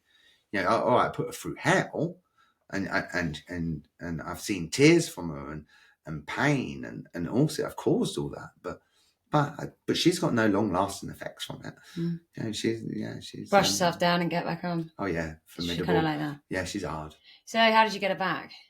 Oh, she came back. The great thing is that I never thought. My wife's always said something that I've always said that she's never good enough. I couldn't love her enough. I couldn't do this enough. She didn't make love to me enough. Everything. I had a complaint about my wife about everything. Like I said, apparently, especially if I've been drinking. I can be old. And that's the great thing about sobriety. Although I know she's never left, and she's never actually done it. It's taken me getting sober to kind of feel secure. I was that insecure. And the test of time, you know, realistically, she was never probably ever going to leave me forever. But I think she had worked out, oh no, if he's ever going to be all right, he's going to have to be crushed. And she crushed me. She did. She crushed me. You know, she you know, if I was going to kill myself with a drink, no, she's going to put me in that grave quicker than I need to be, or die is either fix me or kill me. I think with my wife, and I think I know she's more than capable of when she wants something, or when she's going to do something. She's, like I said, formidable. I've never, yeah, and amazing woman, because she hasn't got an ounce of nastiness in her whatsoever. You just don't. She's just not a doormat. No.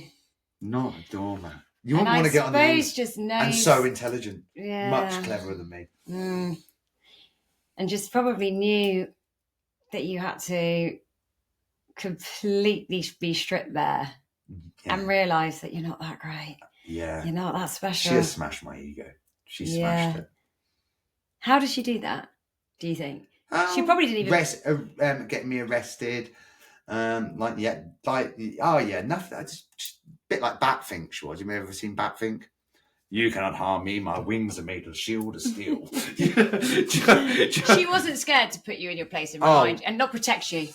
Yeah. Oh, she never protected me. And she'd publicly humiliate me if I was in the wrong. Like, I couldn't get away with anything. Like, I couldn't nothing would be kept behind closed doors with my wife. She'd tell people. She'd embarrass me. If I behave like that, you deal with the consequences, pal. Yeah, what a woman. You know, yeah. So you Googled AA? Yeah, I went along. Don't remember going. Were you pissed? Fucking right. Hammered. I was sitting there crying on my bed. My wife left. Even though I'd burnt all her clothes. My wife's clothes. Burnt them. I had to replace them. I bet you did. Yeah. Good clothes. They weren't cheap. No. Oh, yeah, I'll get you, you bitch. Leaving me because I'm a drunk? What sort of woman are you? Let me really show you how I do it. Don't know how lucky she was. Yeah. You'd hit the jackpot. Leave me. Yeah, come back and she's like, that's exactly why I left you. Yeah, you horrible And you're probably bastard. thinking, I'll shut her up for a bit. Yeah. Tell her what she don't understand me. Yes, she does. Actually. And that probably terrifies you. Yeah. Oh, at the time. That was like... Yeah, I had no power over her. I needed power over her, almost, I think. And I never had any. And that used to make me feel so insecure. Yeah. And then my drinking would get worse.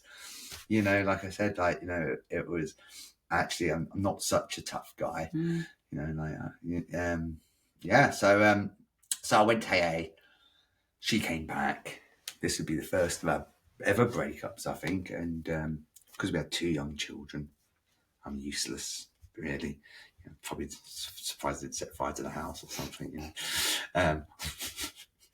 Were you just you're an angry man? Well, no, I'd be a great drunk, but every now and again, yeah, like, you know, it's that thing. I've like, you know, I could be the most romantic husband when I've been drinking, but I could also be the horriblest. You know? So there was Jekyll and Hyde. Yeah. Drink does funny things to people. Depends where my emotional state is. You know, like I said, I wasn't. Me and my wife had some fantastic times with me drinking. You know, yeah, but you know, every now and again, and like I said, my wife went back down and said, look, our domestics could be serious. I mean, and then like my mum and dad's. I was just about to say, then you're back in the throes of, you've got 2 young children and you're kind of repeating this generational. Yeah.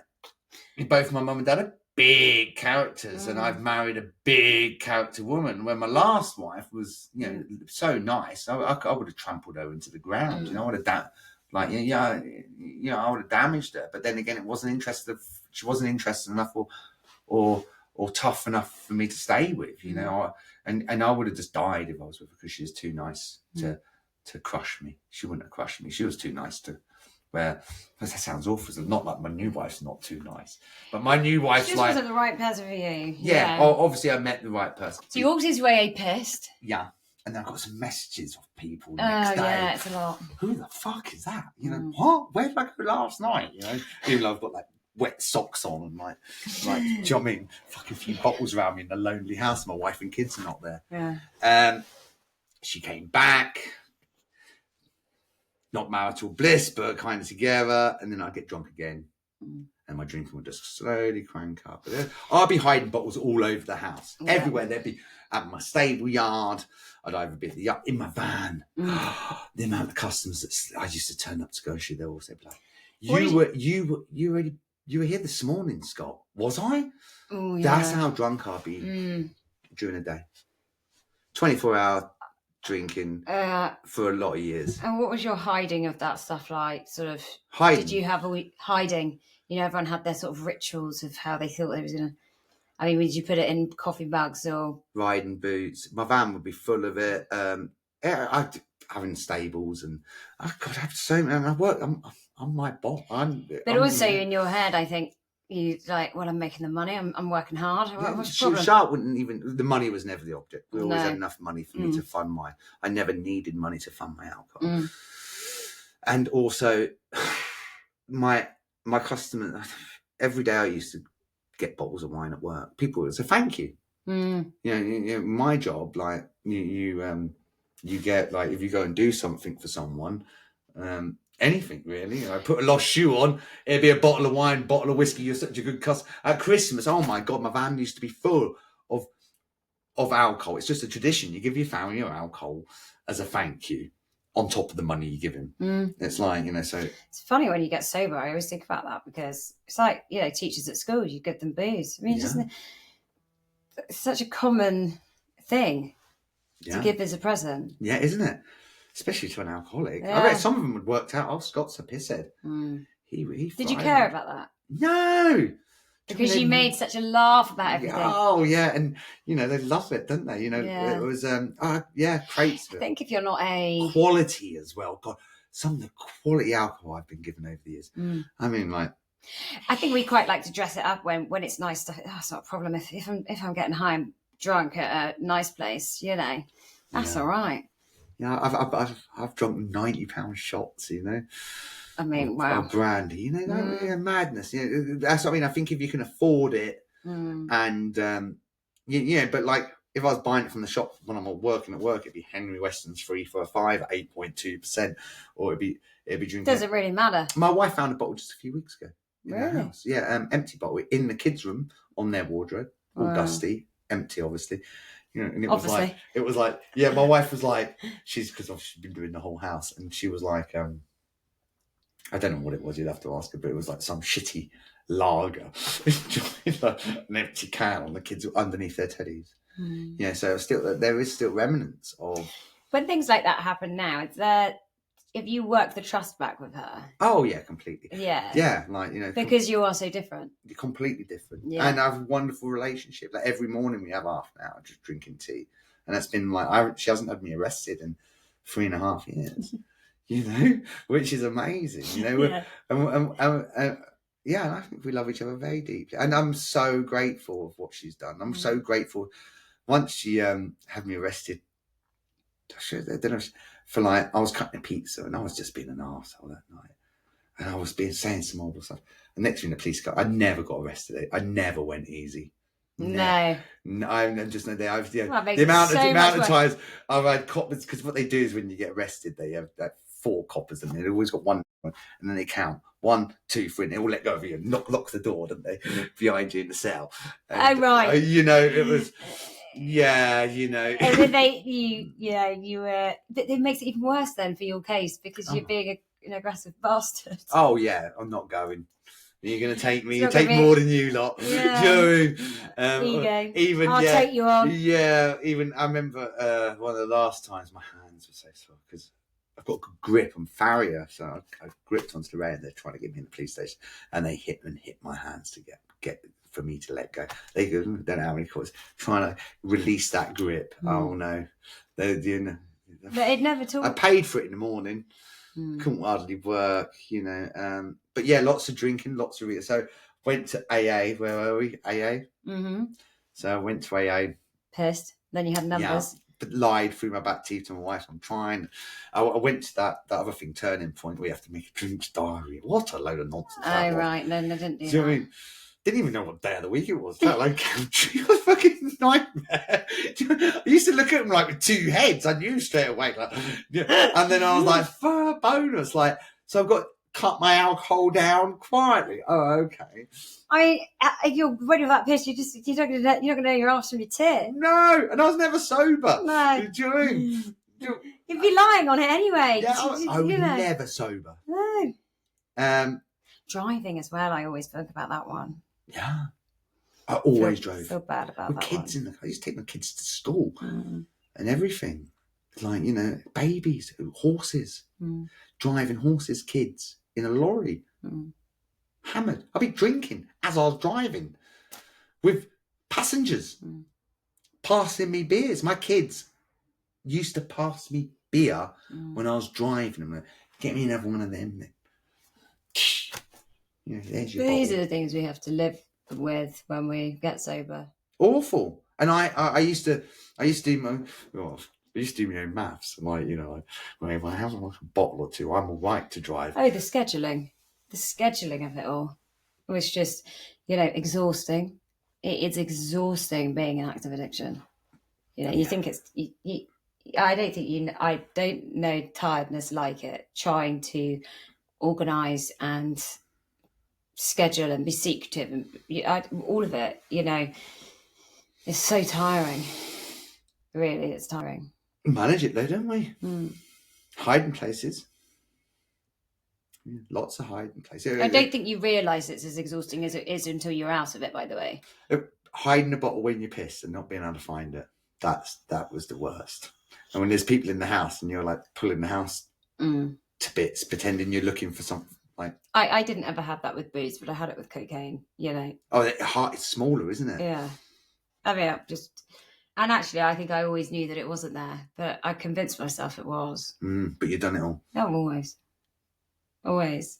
But in more driving, the driving thing for me got so normalised that, you know, I'm sober, I just think about I never once thought about anybody else who was on the road. It was like, right, I got to go and pick up more drugs. I was never thinking, fucking hell, what if I hit some... We didn't care, did we? Didn't care. You're just so narrow-minded. You wouldn't care about and also, else. you're fucking arrogant, right? Yeah. Oh, it's never happened to me. Yeah, I got away with it this long. Okay, yeah. And I don't actually believe we can truly love when we're in addiction. No way. And It was the opposite of connection, that's for sure. We don't care. Even I know it sounds awful, but did I you really can care lie. about my wife and kids when I was drinking and drugging? No, I was lying to me. Yeah. I was convincing myself that it was just terrible. So then you drank again. Yeah, I just carried on drinking, and I had lots of relapses for So 4 years. 4 years. what 4 was years going to AA. You went to AA for 4 years and didn't get sober? Yeah, well, 3.5 years. Because you didn't really want to. Yeah, and also I had the arrogance. I used to look at people in the AA room as soon as they mentioned I got sober at 55. I used to look around. I was so the ego. Like I used to look at them and think, well, like I could probably beat them in the sprinting race, and like they gave up at 55 in their life. They're telling me it's great, now, and it's wonderful. I've got another 10, 15 years drinking. I had that because I was the youngest for a long time in my groups around here. And I looking at these older women thinking, God, am I really going to stop at 30? Yeah. I really want to give up another, I reckon I could do another 10 years. I'd be dead. I would be dead. I know that now. That's exactly how I thought, is what you just said. Do I want to give it up now? I've got another 10 years of having, I don't know what fun I thought I was having. I was having hell, but the power, like you said, it's the power. And I didn't want to give it up. And I don't believe anyone wants to give it up because their brain secretly thinks that they can't live without it. How can you have fun without it? Even though I wasn't having any fun. It's that kind of bullshit you convince yourself with to the reality. There's something there. But also we don't know what's on the other side of that. It's a complete comfort zone. And to risk potentially going and peering over the edge of that's fear-based shit. That's scary. Oh, who will I be? The meetings when they mentioned fear, I didn't even know what fear was. I'd be like, I'm not finding nothing. That would be my thing. Fear. They've got all this fear. Fear of what? Actually, only getting sober, I realised I was scared of everything. I had no idea I had fear, and look, I was terrified. And of yourself. I mean, I was so scared of myself because I didn't know who that was. I'm terrified of speaking to people. And yeah, I mean, like getting sober, the where I would have found my most comfortable sociable situation is now the place I feel the least comfortable. This is my most comfortable situation, talking to another alcoholic and addict, going to a wedding with a bunch of pissheads. I could do it just about after 7 months. Do I enjoy it? No.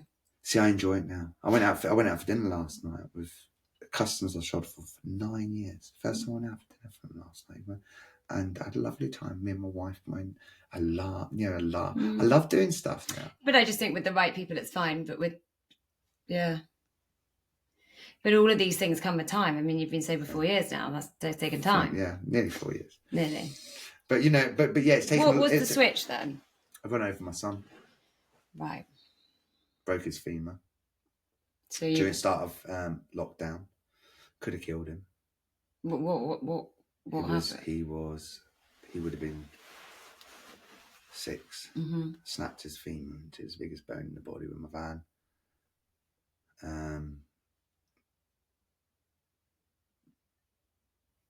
I would have been certainly hungover. I would have been over the limit, I'm sure. I don't know. It's hard to remember back because I was so drunk. Then I drove him to the hospital, and then I'd stay a week with him in the hospital when he'd broken his femur because it was COVID and someone had to stay with him. So I chose to stay with him.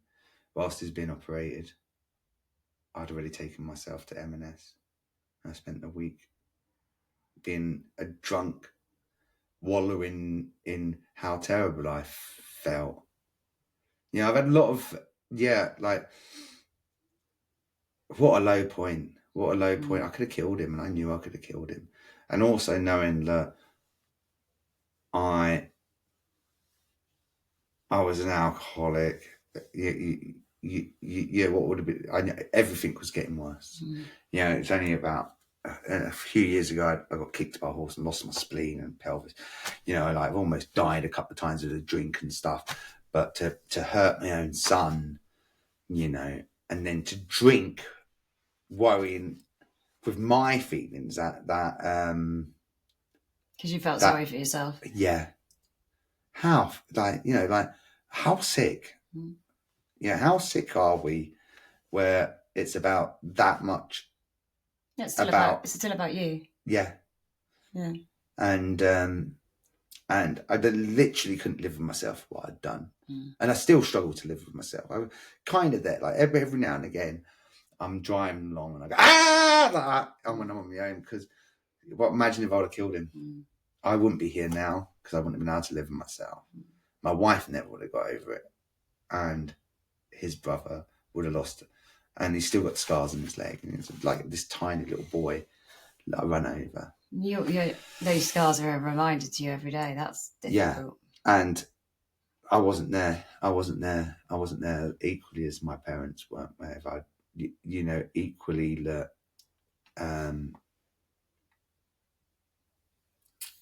I wasn't doing my duty. I've got a duty of being a man and a father, and I betrayed that trust, and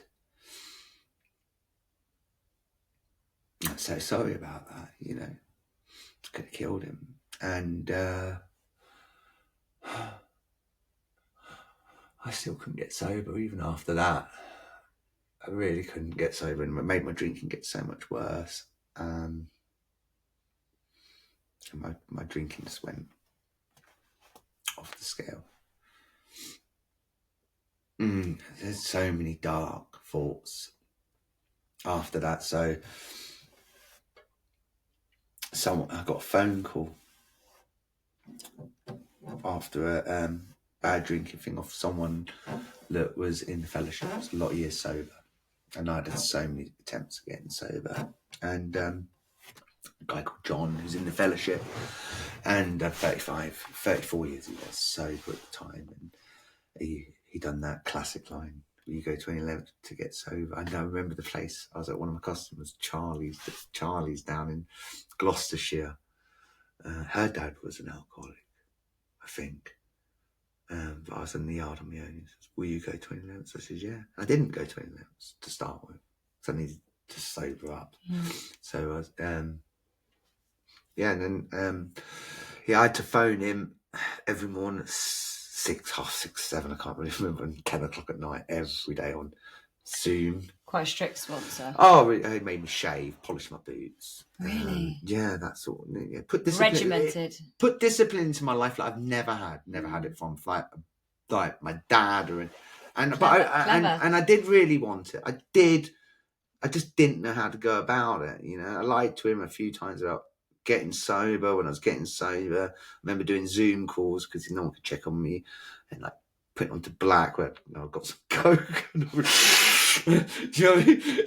was sure I'm going into the other room to do a Zoom call, and I still couldn't get sober, but just stuck around long enough. And I remember that week when I put it all down, I was driving.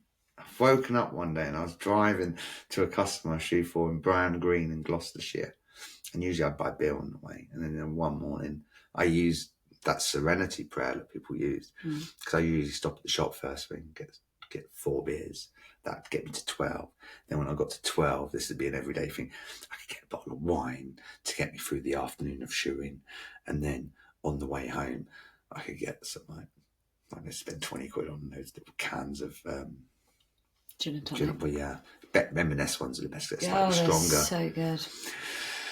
Ice cold. Yeah. They were my go-to. Yeah.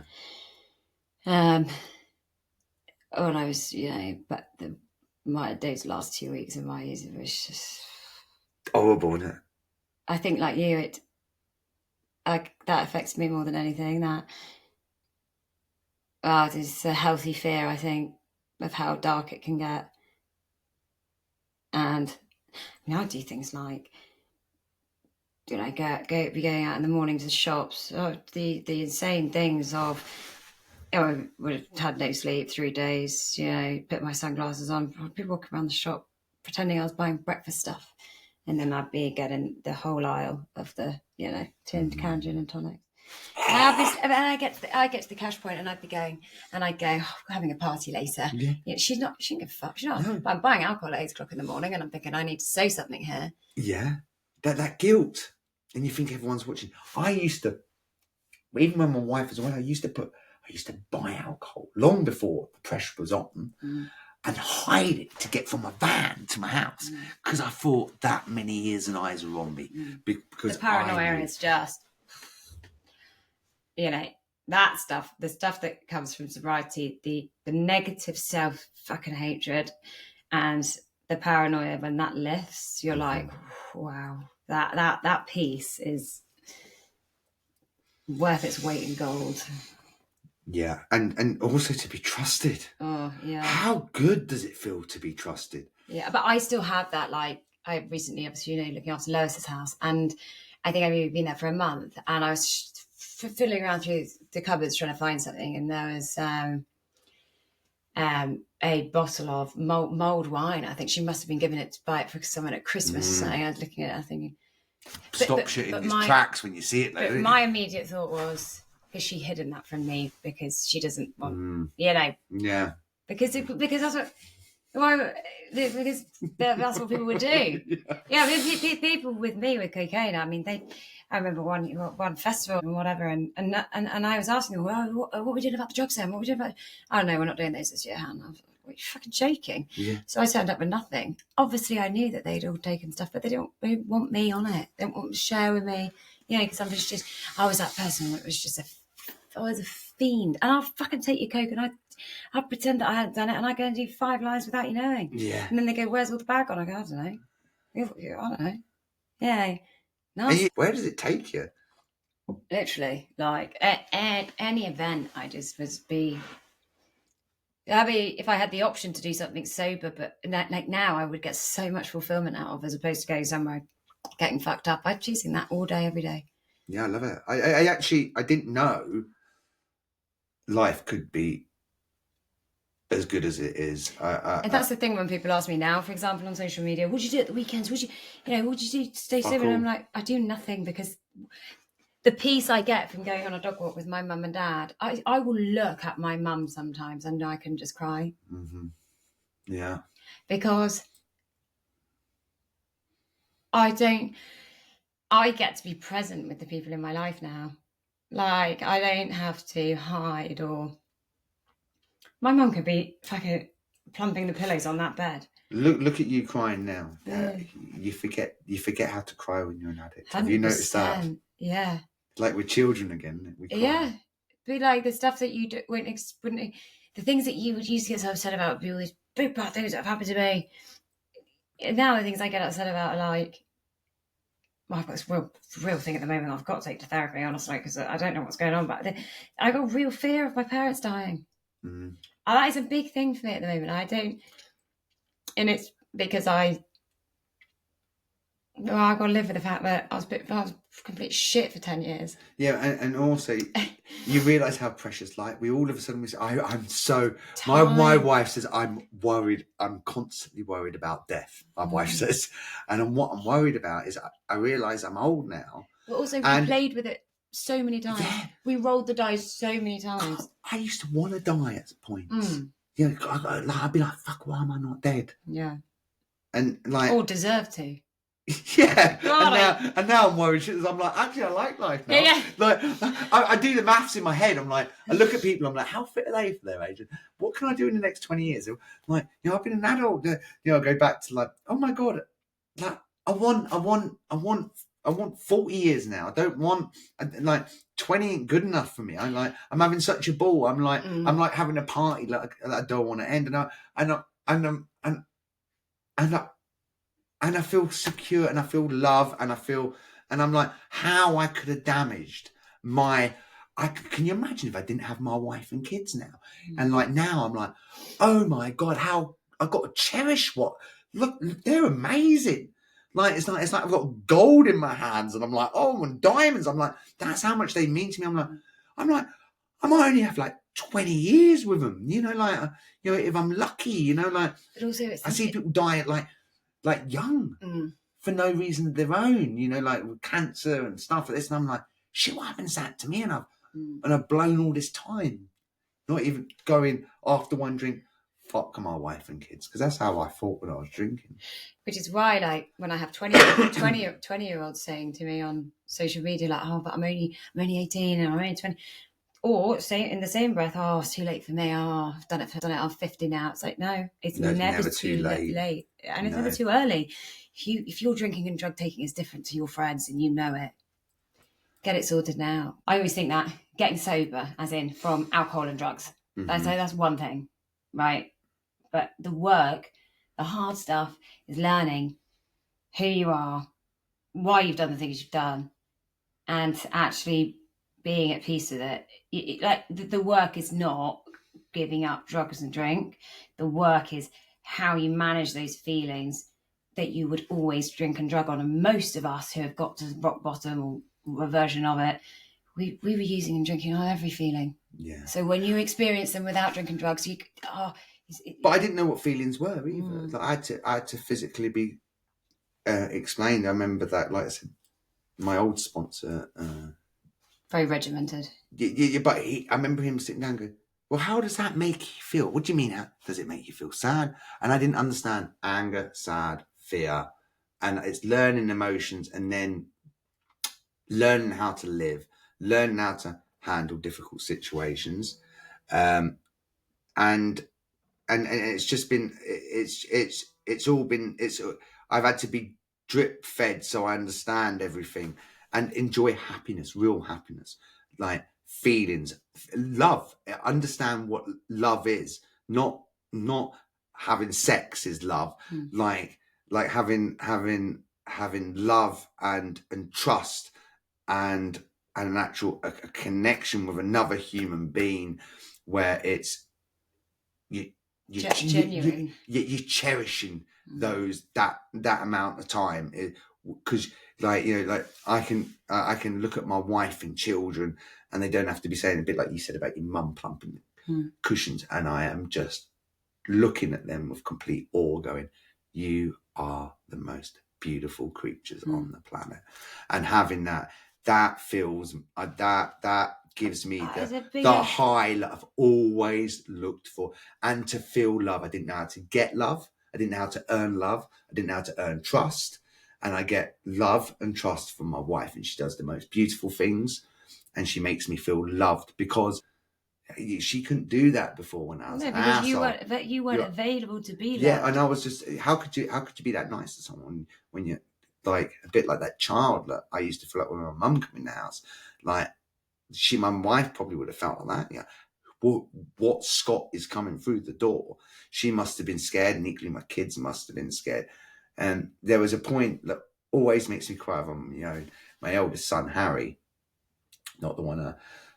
Well, I've got a wonderful relationship with both my boys. Like we spoon all the time. You know, it's just like, you know, I was driving not long ago, probably about 9 months ago. I was driving my oldest son, and we weren't saying much, and he was just looking at it. It was nice that day, and he's never mentioned anything. It's like, and he was just looking at me, and he just turned to me and he said one day, "Dad, I'm so happy you don't drink anymore." You know,